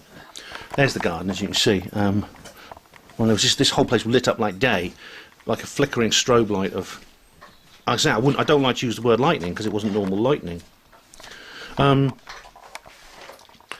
This morning, as you see, the weather has completely changed. It's actually quite cool, it's wet, and it's been intermittent rain with overcast skies. So when Mr. Campbell and Mena from the High Wycombe Paranormal Group turn up, they might find it's that they've missed the best of the weather, which is a shame. But we're still going to have fun. I mean, it might not last. It may go back to being hot and sunny again. We don't know. This may simply be the aftermath of the storm. But I've never seen anything quite like it. It's been quite spectacular. So we've had our breakfast. We had a late breakfast. It's now, cool, what is it now? 11 a.m, which just shows we're on holiday, doesn't it? Well, we haven't made any plans for today, so we'll just see what the High Wycombe Paranormal guys want to do. If they want to do something different, we can do something different. Even if it rains all day, there's plenty to do around here, plenty to see. So possibly, I don't know if we'll do another Skywatch tonight. I'm not sure. We'll see about that. Yes. Yeah. Diana says yes, we're going to. I'm obsessed. I'm obsessed. We've both become a bit obsessed with this after last night's spectacular stuff. It's funny because like when we first got to our watching place last night. It was like the sun was just setting. It was only just after 9 p.m. and I remember thinking to myself, "Oh, I was thinking, oh dear, how are we gonna pass the time if nothing happens? Are we just standing around here for hours on end? What are we gonna do? You know?" It turns out Diana was thinking the same. And I remember thinking, I wish I bought my little old mobile phone. It used to be an old mobile phone I used to have, which I now use for playing MP3 files through my earphones and things like that. I wish I brought that along so I could just listen to something, you know. It's too dark to read, but I thought I could listen to something to pass the time. But as it turned out, boredom was the last problem we had to deal with last night. Now, as so often happens when we're involved in business like this, you get a bit of strange synchronicity. And what happened was the landlord of this hotel actually made us aware of this book when we told him we were into paranormal phenomena. He told us about this book, which was written by a friend of his called Neil Spring, who's also written a book called The Ghost Hunters, and this is called The Watchers, and it looks very, very interesting. It's actually a novel, but it's what our host called faction rather than fiction, which sounds a bit like what I write with Roswell Rising. And I was reading through this blurb here. You can pause and read. It actually made me think immediately of Peter Paget. Oh wow, it's a very, very strange business. I mean, I haven't read it. Obviously, it's like I haven't had time to read this novel, but I'll have to get my own copy. But it belongs to the hotel. It's on the shelf of the books. But this chap is he's written several novels, and he's in a same-sex couple, and he's married to another man, and this man is called Owen Meredith. This guy lives in Wales, and Owen Meredith is actually the prospective parliamentary candidate for the Conservatives for the constituency of Newcastle-under-Lyme in this particular election. So this guy could be married to a very powerful politician pretty soon.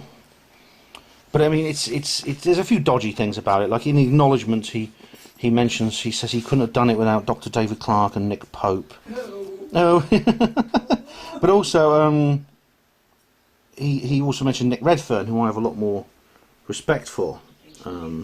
Nick Redfern I like, actually. He was at the UFO Truth magazine conference last year, and I think he's very, very good. Maybe it's not that bad. Maybe, fair is fair. Maybe he's good enough. But he talks about the Broadhaven incident in Wales in 1977. The book by Peter Paget is called The Welsh Triangle, and I thought the moment I read through this, I did think of Peter Paget. As far as I know, this guy is not any relation to Peter Paget or anything like that. He's quite young, actually. He's in his 30s, so he's a young novelist, and as I said, he's married to a quite influential male politician, a prospective parliamentary candidate for the Tories. So whatever you vote, I mean, if you're a big Labour supporter, you'll probably just feel really bad about him because he's a Tory, evil Tory. But then, really, Labour are no better, quite frankly. In many ways, they're worse than the Tories. But I'm going to have to get my own copy of this at some point. Find the time to read it, because it also mentions Lieutenant Colonel Philip Corso as well. So it looks just up my street, actually. And of course, I'll see if I'll ask the chap. He's an elderly gentleman who runs this hotel, and he's a nice fellow. We were talking to him over breakfast. He's a very, very likeable fellow. So do check out this book. You can run from your past, but you cannot escape. That's true. Right. This is where we filmed the storm last night. I'll just take a little walk along there. That over there is an equestrian centre, which I'll tell you more about that in a minute, where they do horse riding and things like that. So it's stables and horse riding school. Now, the weather's turned out quite nice now. It's got a bit of sunshine. Now, I'm sure this was the spot because of those bales, or this area here. This road's getting quite busy, actually.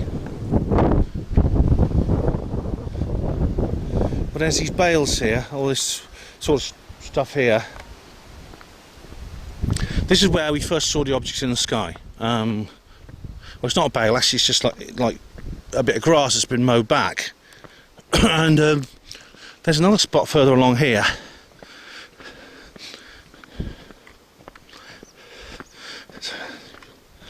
Where the grass has been flattened. This is something that Diana spotted.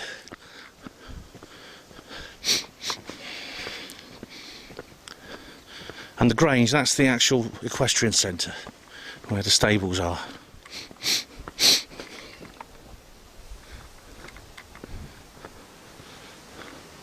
It's beautiful. The weather's turned out lovely now. It's still a bit chilly, but it's beautiful sunshine. Yeah.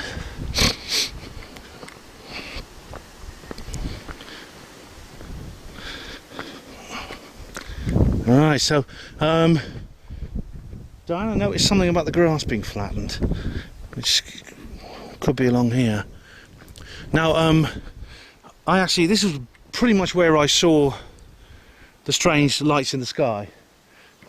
The strange objects, which were basically like rippling circular things up in the sky about here, right next to this Grange stables. And there was like a big and so I actually went in there. Yeah, big these things here. This is when we basically had to do a runner because Diana got a bit nervous. But now I went into that Grange place and I spoke to some of the staff. There's some of the stable ostlers or stable lads or whatever they're called. And they talked about the electrical storm, and I said, did you see any? And I was very careful what wording I used. I said, did you see any unusual aircraft? I didn't say anything about UFOs or anything like that. I said unusual aircraft, and they said no, didn't see anything like that. I know, I was there from I went out there about 11:30 and there was nothing. I know because I was getting the horses in because of the storm. So she's getting the horses into the stables because of the storm. So there you have it. So there's no reports of. I was careful not to mention UFOs. I didn't say UFOs or flying saucers or anything like that. I just said unusual aircraft, so as not to prejudice. Because if you say UFOs, people go, "Oh God, it's a nutter." You say unusual aircraft. That unusual aircraft could be just anything, couldn't it? I don't. You can see more than I can right now. But it was somewhere over there. That's so Diana, that lady, the lady in the stables, actually didn't see anything. But yeah, very odd. But anyway, this is where we were, definitely. Okay, we climbed up this little bank here just to see into the actual fields where the horses are, and everything looks pretty normal, to be honest. It's beautiful up here. Just interestingly, look at the mist over the hills there, over in the distance. You'll need to check that out. That's absolutely beautiful over there. That's very Welsh, that is. It reminds me of the Welsh mountains. That's Dartmoor. But nothing untoward, or unless something happened maybe it's been further away, I don't know. Like I say, it's difficult to judge the range of things you see in the sky, so it might be further away. We've just completed our survey of the areas in daylight of last night's experience that we had in this area, and we think we pinpointed where we saw the first undulating lights, and also where we observed the electrical storm. Now, later on, where we saw the strange object that Diana describes as looking like a big block of flats in the sky, and I saw it after it disappeared, and well, it was like a small egg-shaped object in the sky I saw before that vanished as well. We can't pinpoint the exact locations. Obviously, if we were better researchers, we would have a stopwatch and we would have a notebook, and we'd have said exact time, place, etc. on maps. I just don't use it. We just couldn't be bothered. So apologies for that. We think we've rounded it down to a couple of miles along the road, so hopefully that's good enough. We'll maybe have another look tonight and see if what we observed last night returns. We'll have the High Wycombe Paranormal Group people with us, so maybe they can help us as well. Whatever it was a big bugger, and it was there, and then it just totally blinked out. Yep, and very, you very just odd. saw the last of it disappearing, didn't you? I did. I saw. It was big. Yeah. It looked like a huge boat, and it just blinked out. Yeah. It was. I didn't see it, but I saw a bit of it. I saw like his egg-shaped thing, just sort of like flicked out, and it's a very small egg-shaped object in the sky, glowing, fuzzy egg-shaped object. But Diana saw it as a large, was it like a block of flats? You described it as. It was almost like a massive railway carriage type shape, you know, with the lights on. But I couldn't see It looked very square what I saw, but I guess I only saw part of it because the rest of it would blend in with surroundings, so you didn't get to see the actual shape. But I just saw this rectangle. It almost looked like office block type windows, you know, on top of each other, 2 rows. It was. I went, what the fuck is that? And you looked, and just as we both looked, it blinked out, and then you caught the last noggins of it dimming. Yeah. And I thought, well, that was weird. It's as if it knew it saw us and it just shut its lights out. Yeah. Very odd, very odd. Yeah. So, well, we'll see what happens tonight. We've still got one more night here. So, well, it's not over yet. Well, good news. The High Wycombe Paranormal folk have arrived. They left at 8 o'clock this morning and only just got here. It shows how bad the traffic was. That's bank holidays for you. And they're now they're basically going up towards Northloo, and so now we're no longer alone. We have members of we have Mr. Campbell, and we have Menna from the High Wycombe Paranormal Group with us. So let's just see if they see anything as spectacular as we did over this day of this is the third day of our visit here. Okay, Saturday afternoon, around about 5 p.m. There's not much has gone on this afternoon apart from the High Wycombe Paranormal people turning up, and we've basically been shopping. We've just been around Oakhampton, visiting antique shops, and buying some dinner. We're going to have our dinner here, just buying some food. I don't think you'd be very interested in seeing that.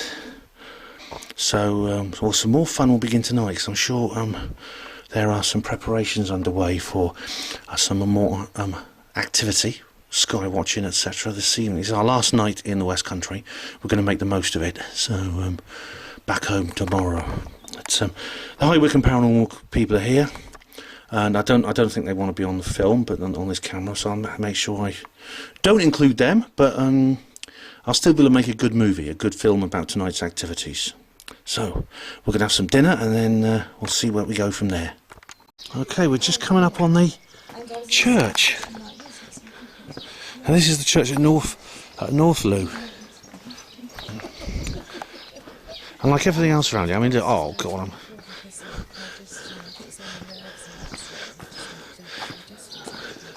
I'm just getting. In fact, there's another thatched cottage. My goodness me.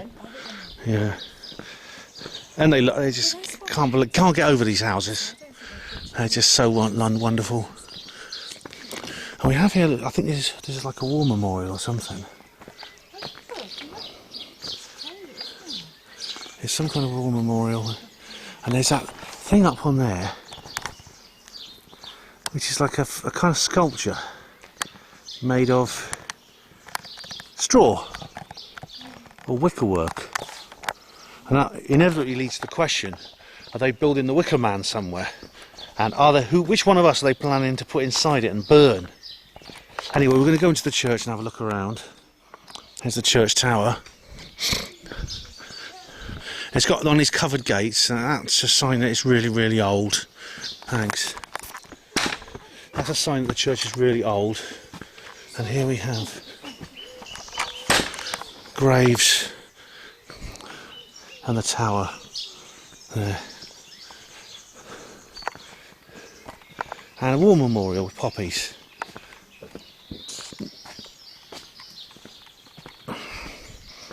So that's really, that's the people who died in the war, 1914, 1918, and 2 in 1939 to 45. No, 4 there. All those for 19. Okay. I think it's lest we forget, yeah. And these gravestones are like so old. You can't even see the dates on most of them, they're so old. Look at them like that. And the gate of the church is like in one of these porticos, has these portico structures. And there's the gates. The doors are locked, and they have this gate to the porch. Really old gate. And there's the old porch with the benches there. Oh wow. Look, those are stocks. Now I wonder what they're... I saw them on an old photo, one of those old photos in the hotel from the early 20th century. I saw those. So they decided to keep them. They look like stocks. They put people's feet in them. And it's like a kind of punishment you get put in the stocks. And put in the town square to be ridiculed by everybody. Look at that stained glass. We found a gravestone, there's a slate gravestone, and it's dated from the 18th century. Oh.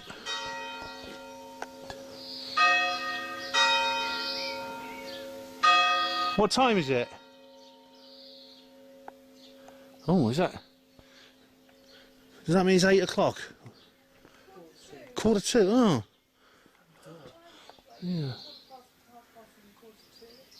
Yeah. So every quarter of an hour you get a chime.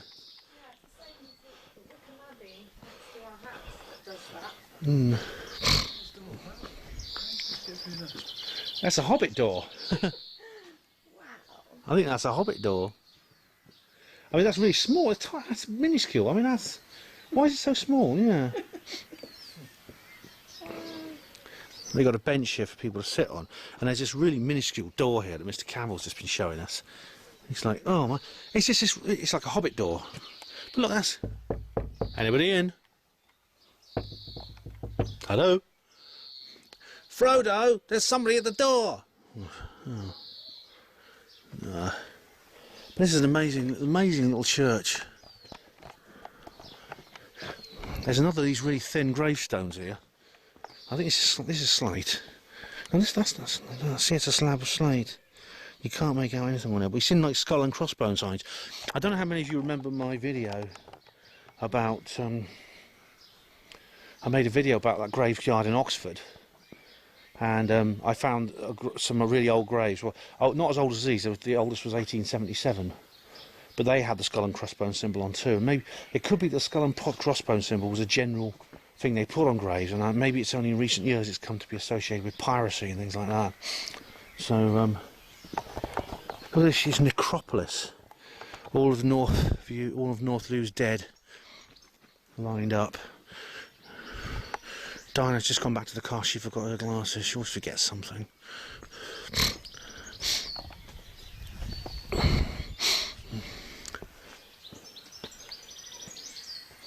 I better wait for... Hello there. We're now at the same location we were at last night. Here it is. We're at the same location, and we are trying to see... You don't want to be in the video. I'm not putting you in the video, don't worry.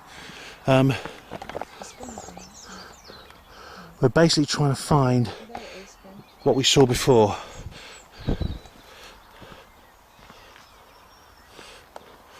We're just basically we're at the same location we were last night. We saw with the ambers. Yeah. We're here with the High Wycombe Paranormal Group, and we're basically doing another observation to see if we can find it. We've been to the pub. We had a pint of something. Now we've headed for this location. Okay, well, we've been observing. It's after dark now. It's dusk. The weather's very different. We actually have some quite heavy, thick overcast. It's a lot cooler, and the strange thing is there's a disagreement over the location of the actual first amber, and this is very odd because according to the videotape that Diana took, it's in a completely different location to what I recall it being, and I don't think, because I got to know that area so well, I don't think I'm mistaken. So there may be some kind of Mandela effect going on here. I don't know what it is, but it's in a place which it can't possibly have been. It's recorded on Diana's video in a place where it can't possibly be when I saw it, because of where I knew where I was standing. So we've got a very, very strange phenomena going on here. So we'll have to just see if the amber comes back, and we'll see where it is. We'll make a more careful note of where both of us see it, so maybe clear up this disagreement.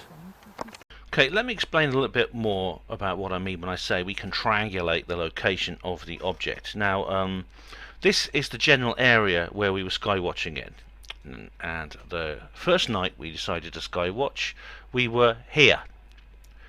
Okay, now we saw the object, the strange, what I call the amber, roughly in a cone. It's somewhere, I don't have an exact reference. Maybe this is why we need to do this job a bit better, so we get an exact compass point, a compass reference, a direction, a bearing from our location. Okay, you can get instruments that can do this, but it was roughly, I've drawn a cone here in this particular angle, so it was somewhere in that particular angle. Now the second night we went skywatching, we were here, and the object, I would say, is somewhere in this particular direction. Although, as you can see, strangely enough, Diana and I differed over exactly where the object was, or more in elevation rather than in direction, I'm glad to say. So we can draw another little cone of possibility here. Now, by triangulating these two directions, we can estimate to within probably less than half a square mile where the object actually was.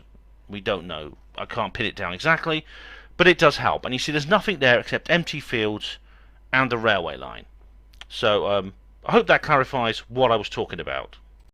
Okay, we've given up trying to skywatch at the location where we saw all those things last night. There's basically nothing's happening, and we were there for about 3/4 of an hour and we saw absolutely nothing. So now we're heading for North Lew, the area close to North Lew where Diana saw the block of flats-like object. And strangely enough, it's where we met Mr. C and Menno when they arrived. We're going to see if we can see anything there tonight. So that's our next port of call on this skywatching expedition. Sorry? I think it's a good idea for the question centre after, hanging around here. Well, I'm not going over there. I'm not going over to the questions. No, I was saying that. I said, do you think it's a good idea us being here with the questions? Sure. I mean, this is not part of their jurisdiction, so it's up to them. It's not. I mean, it's not up to us. We can be here if we want. What's that in the back? Those are things we picked up Yeah. earlier. We're actually at the little lane by the equestrian centre. Where this is where we observed the. This is where we first observed the. Should we kill the lights? Yeah. We're at the lane where we first observed the storm when we realised what it was. It's sort of like a little lane from the leading off from the road by the equestrian centre. That's it. Okay. There's still people there, as we said. They work late at night, bringing the horses in if they have to. There's actually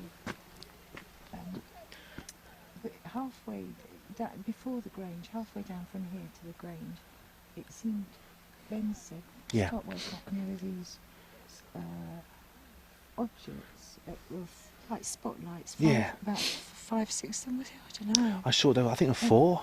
They were going. It was going like this. There were circular objects, and it looked like waves, almost like wavy circular objects. Like there was like an indistinct image, almost as if, I mean, I would say Really maybe they were coming through a portal and the portal hadn't quite formed, or something like that. But it was extremely weird But when that happened. It wasn't exactly like dead clear. You know, there's horses over there. I hope they're not adding to spooking to it. We're not doing anything. I mean, we're just. I don't think they can even see us. Probably can't even see us. The horses are making a lot of noise at the moment.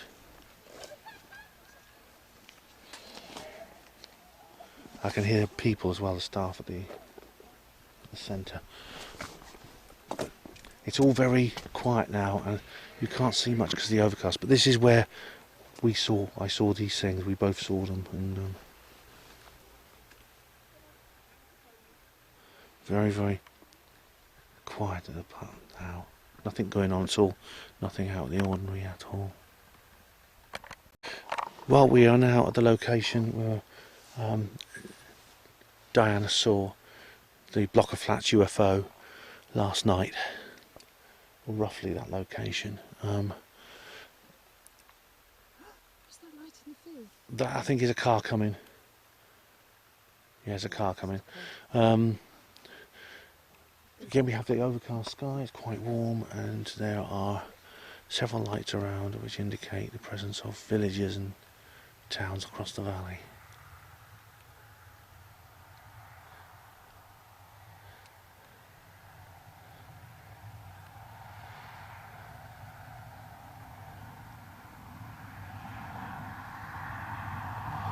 There's a car coming.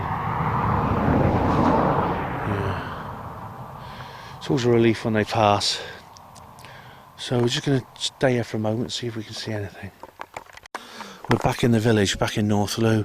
The Green Dragon pub is still open, but we're going to head for the hotel and maybe have a cup of tea or something. Unsuccessful night sky watching tonight. That's a problem, unfortunately, with sky watching. You can't knock over a coconut every time, as they say. It's gone from massive activity last night to almost zero, well, literally zero activity tonight. It's a big disappointment for the High Wycombe Paranormal guys, Mr. C and Mena, and that's a great shame, but that's how it goes. We did try. We went to several different places, saw nothing. So we're going to go back now.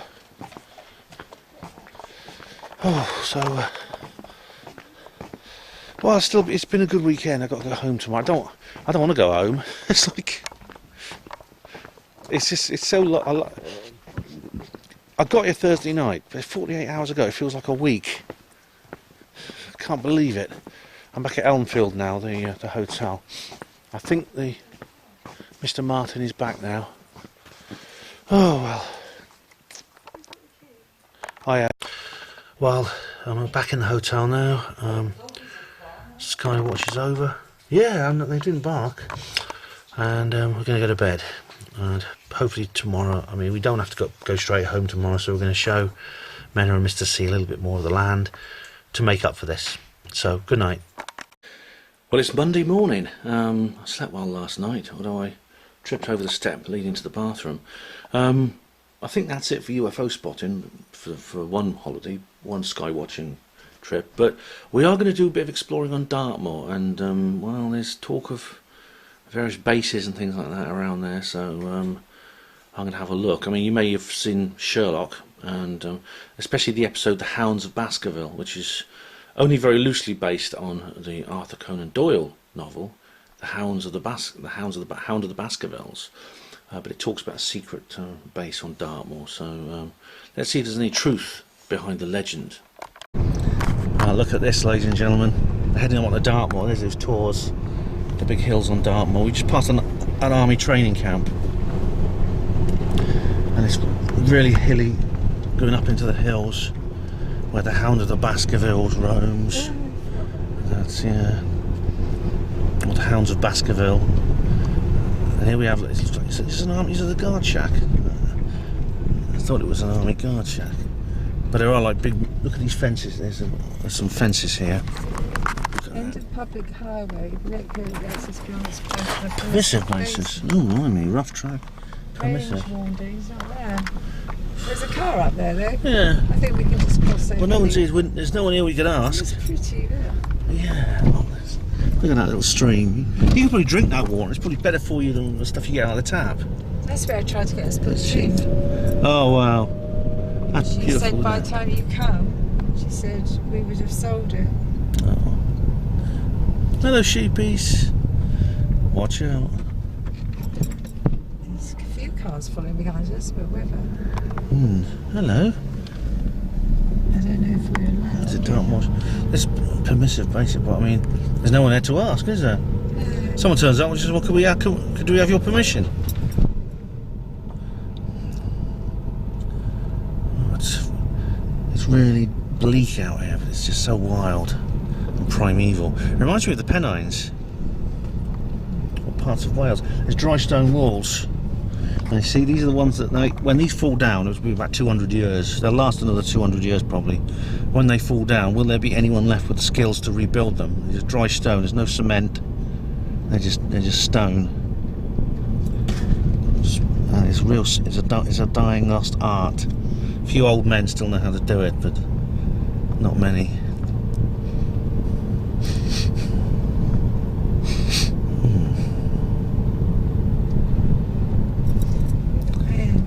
Just asked this lady. Yeah. Now here we are. We've arrived. It turns out that the permission thing was just to do related to the army. They see we stopped. This lady stopped and she says, "Can we go?" She says, "All right, we're not firing today." They're not firing. I mean, the army. We don't want to. I don't want to be shot by military recruits so soon after we were almost shot by poachers. It's pretty. Yeah.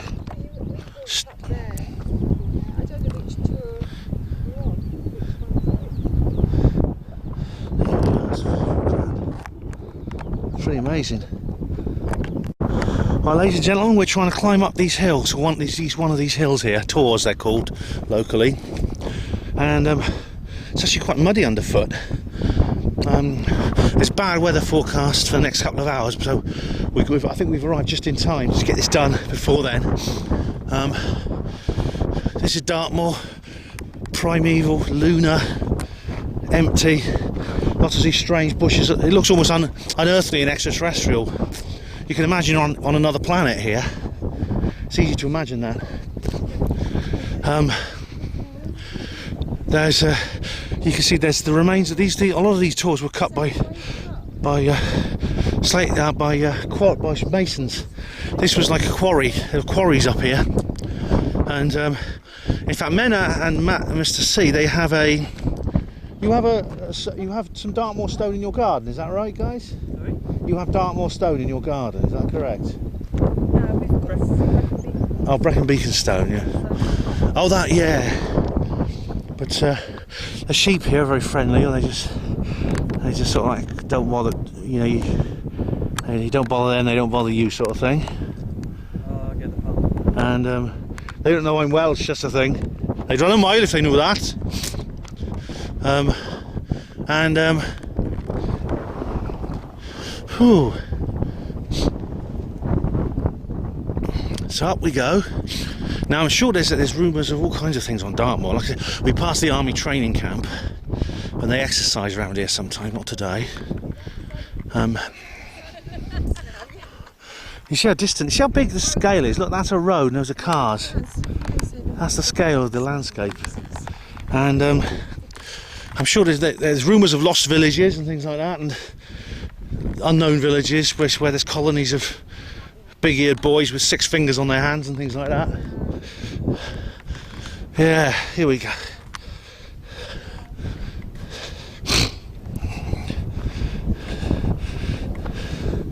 The path sort of coming. The path is kind of still goes on, but it's getting less well defined, as you can see here. It reminds me a little bit of Knapp Hill, actually. Remember my Basis Project 2015 video. Yeah. So, let's see how high we can go. Okay, we're getting higher now. We're getting close to the top of the tor. There's like a pole which marks it, and as you see here, there's these big lumps of boulders and things. You know what this reminds me of? Mars. Alien foot. Is it an alien foot? It's a Mars man. No, I haven't. Look, an alien's foot. Daisy, Diana. What's your name? Diana. So I thought I called you Daisy. Diana found that. Thanks, Diana. But look, you can see, this is where they filmed Mars. It wasn't on that Cape George Edward Island or whatever it was that Richard talks about. It's quarry, lads. It's a quarry, isn't it? Yeah.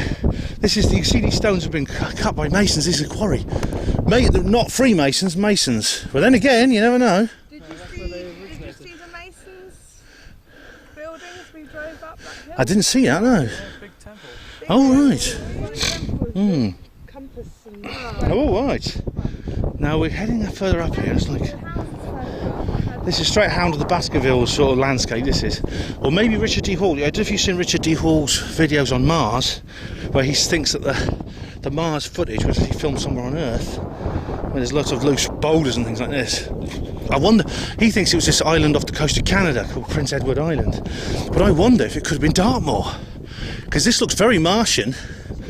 You can imagine you see the Phoenix Lander poking his head out, you know?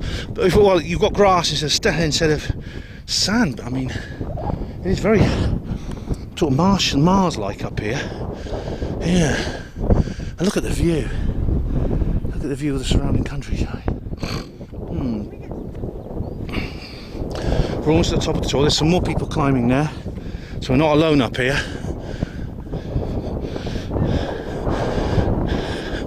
You see how this has been like a quarrying area. Here, look at this. There's these little things. These are called fiddleheads. These are when these things come through.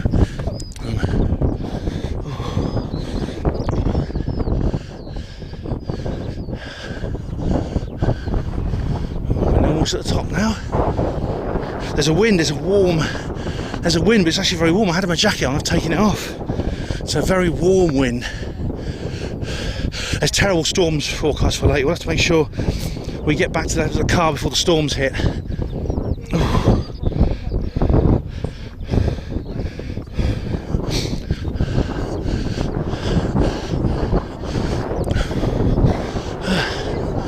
There we are.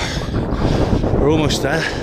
No sign of any deep underground military base. I haven't seen anything that might look like an entrance to one of those things. However, that there is the army base. That's just a training camp. This is training barracks there. There's nothing sort of untoward about that. It's just normal. And we're almost there now. Now that there is a view to end all views. Look at that. It's like the Scottish moors. That's Dartmoor.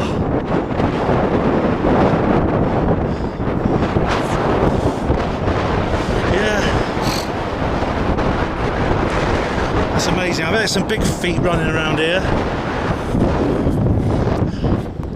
There is one. Yeah. Look at that. Now we are. This whole area is surrounded by these piles of rock. You can see this is cut rock. These must have been built by the quarrymen. Oh, hey, he's right up there. Mr. Campbell's climbed to the summit of one of these things here. Oh,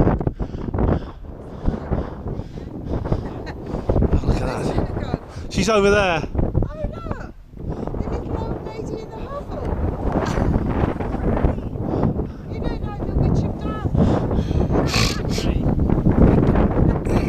Nice. I was in winter, right? At night time, it must be bloody dangerous up here. You get lost easily, you die. Great place. It's a good place actually for an army training thing, for survival and stuff like that. It's so primeval here. This is about as bleak and as inhospitable as planet Earth gets. And it's just a short half-hour drive from the towns of Devon. I don't know what those things are over there. Those are this. There's one, I think. Those identical constructions over there. Must be something to do with the army.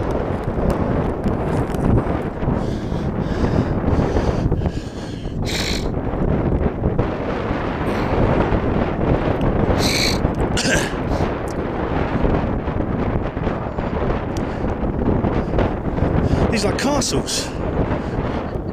It's like castles, aren't they?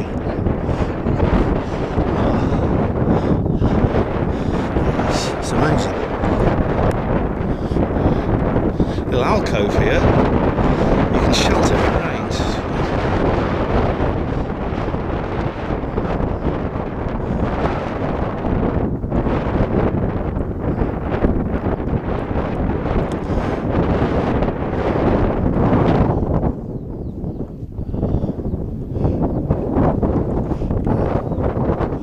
Lovely, absolutely lovely. I'm now going to attempt the summit of this particular tour. It's like a castle.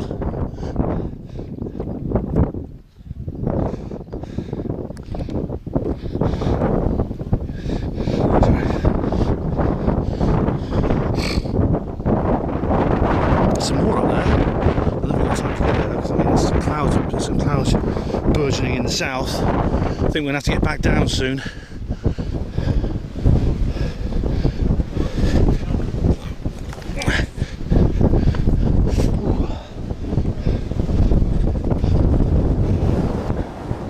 Whoa! Bloody hell, that's breezy. I'll have to put this down a second. Oh, I've got a clamber now. My rock climbing skills are not the best in the world. Almost there. Yeah.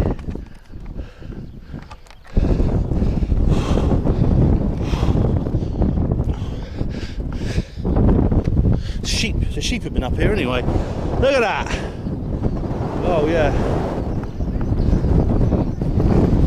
Yes. That is something else. What view you get up here? Some more there.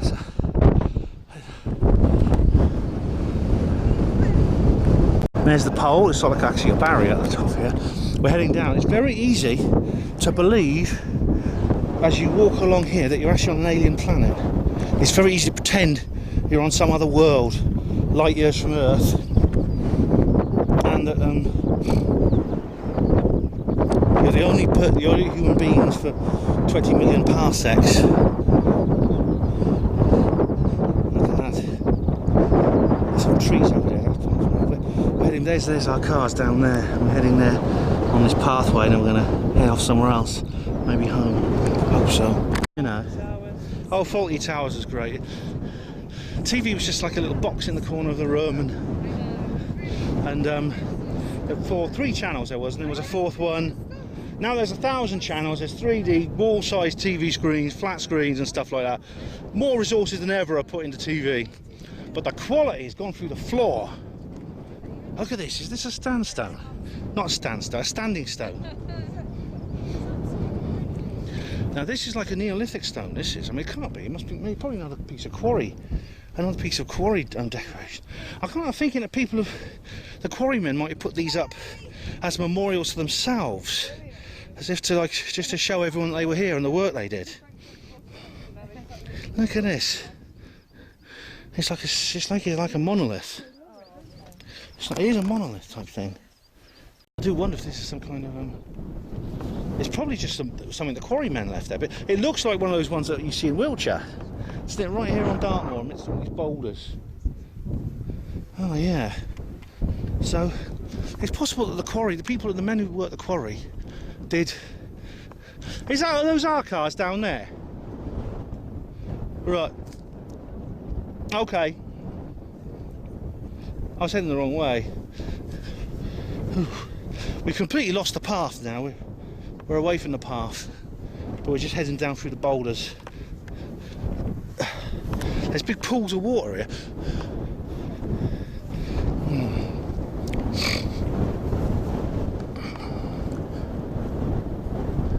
Yeah.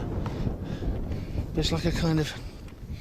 I do wonder if the quarrymen, like some of the things we saw were obviously not Neolithic, but they look like fortresses. You saw them, and I kind of wonder if maybe the quarry people, the workers, put them up here to commemorate themselves and what they did, the hard work that they did.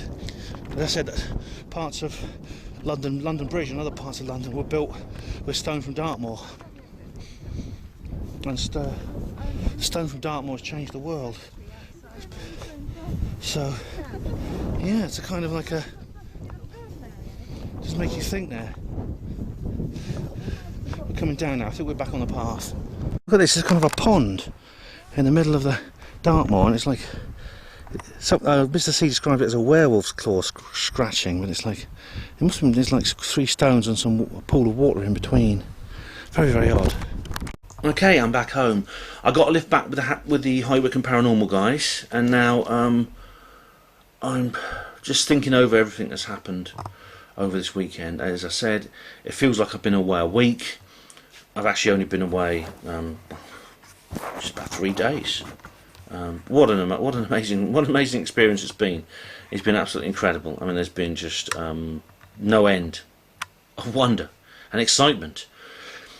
We're dealing with a real phenomenon. I think we can safely say that. I think we can safely say that the whole thing is real. It's not just what evidence that Diana and I have accumulated. It is the evidence that has been accumulated by other researchers over the decades. We're dealing with something real. What they are, I don't know. I've never suggested any kind of explanation or suggested exactly what they are. It's true that phenomena like what we have observed tend to appear in some areas more than others. They are concentrated in some areas. The Hessdalen light is a good example in Norway. However, you can never go somewhere and say this is a place where I'll go sky watching and see nothing, because nothing happens here. You can go sky watching anywhere. You can go there. You can do a better job than we did actually by taking the right equipment with you. Especially myself. I mean, Diana's camera is a lot better than mine. That you can get proper night vision equipment of the type Win Keach uses. You can get all the direction finding equipment and stuff like that. The apps which tell you where the aircraft are and things like that. So when you develop these skills, you can become quite proficient. And when you look at the sky, you get to know the sky. You get to see the usual objects, the everyday objects that you expect to see there. So you know what aircraft look like, you know what Chinese lanterns look like, you know what kites look like, etc., etc. So you're less likely to be fooled and get false positives. It's obviously an intermittent thing, because on the third night was so unsuccessful compared to the first 2. It really was. I was really disappointed, and of course the High Wycombe guys were very disappointed. So it's not something that happens all the time. It's something that recurs. There's no answers, unfortunately, just more questions. So this research will continue by me and others. That's for certain. I can't dedicate myself full time to doing this. I should apologise actually as well to you guys, especially people who knew me, because it was necessary to keep what I was doing secret in advance. This was for various reasons I can't go into, but mostly connected to Diana rather than I. But it was, I was in a situation where no one could know in advance what we were doing or where we were going. That was very, very important to Diana, and I honoured that. I was very glad to have her with me. She's done this a lot more than I have, and of course she knows the area very well. So, and she provided, and of course providing transport, of course, is always very important too. So I appreciate that as well. I'd love to do this again. I'd love to go back, and I'm sure one day I will go back. I don't know when, but I hope it will be soon. I've really, really enjoyed it. And if you, Hapanmo TV viewers, if you go sky watching and you capture anything, let me know. Tell me what your experiences are. We can maybe learn more about the UFO phenomena or whatever it is we're dealing with, connected to UFOs or Earthlights or sprites or whatever they are, by observing each other's research. It's been an adventure. Now it's back to normal, and goodness me, there's an awful lot to do now I'm back. I tell you, I just have to start at the beginning, work my way through. You know, there's whole hell's broken loose over Larry Warren again. It's almost as if they were waiting for me to go away. This happened last time. Last time I went away, there's a massive developments over the Larry Warren situation. And I came back, and there was a huge backlog of material I had to absorb. This has happened again.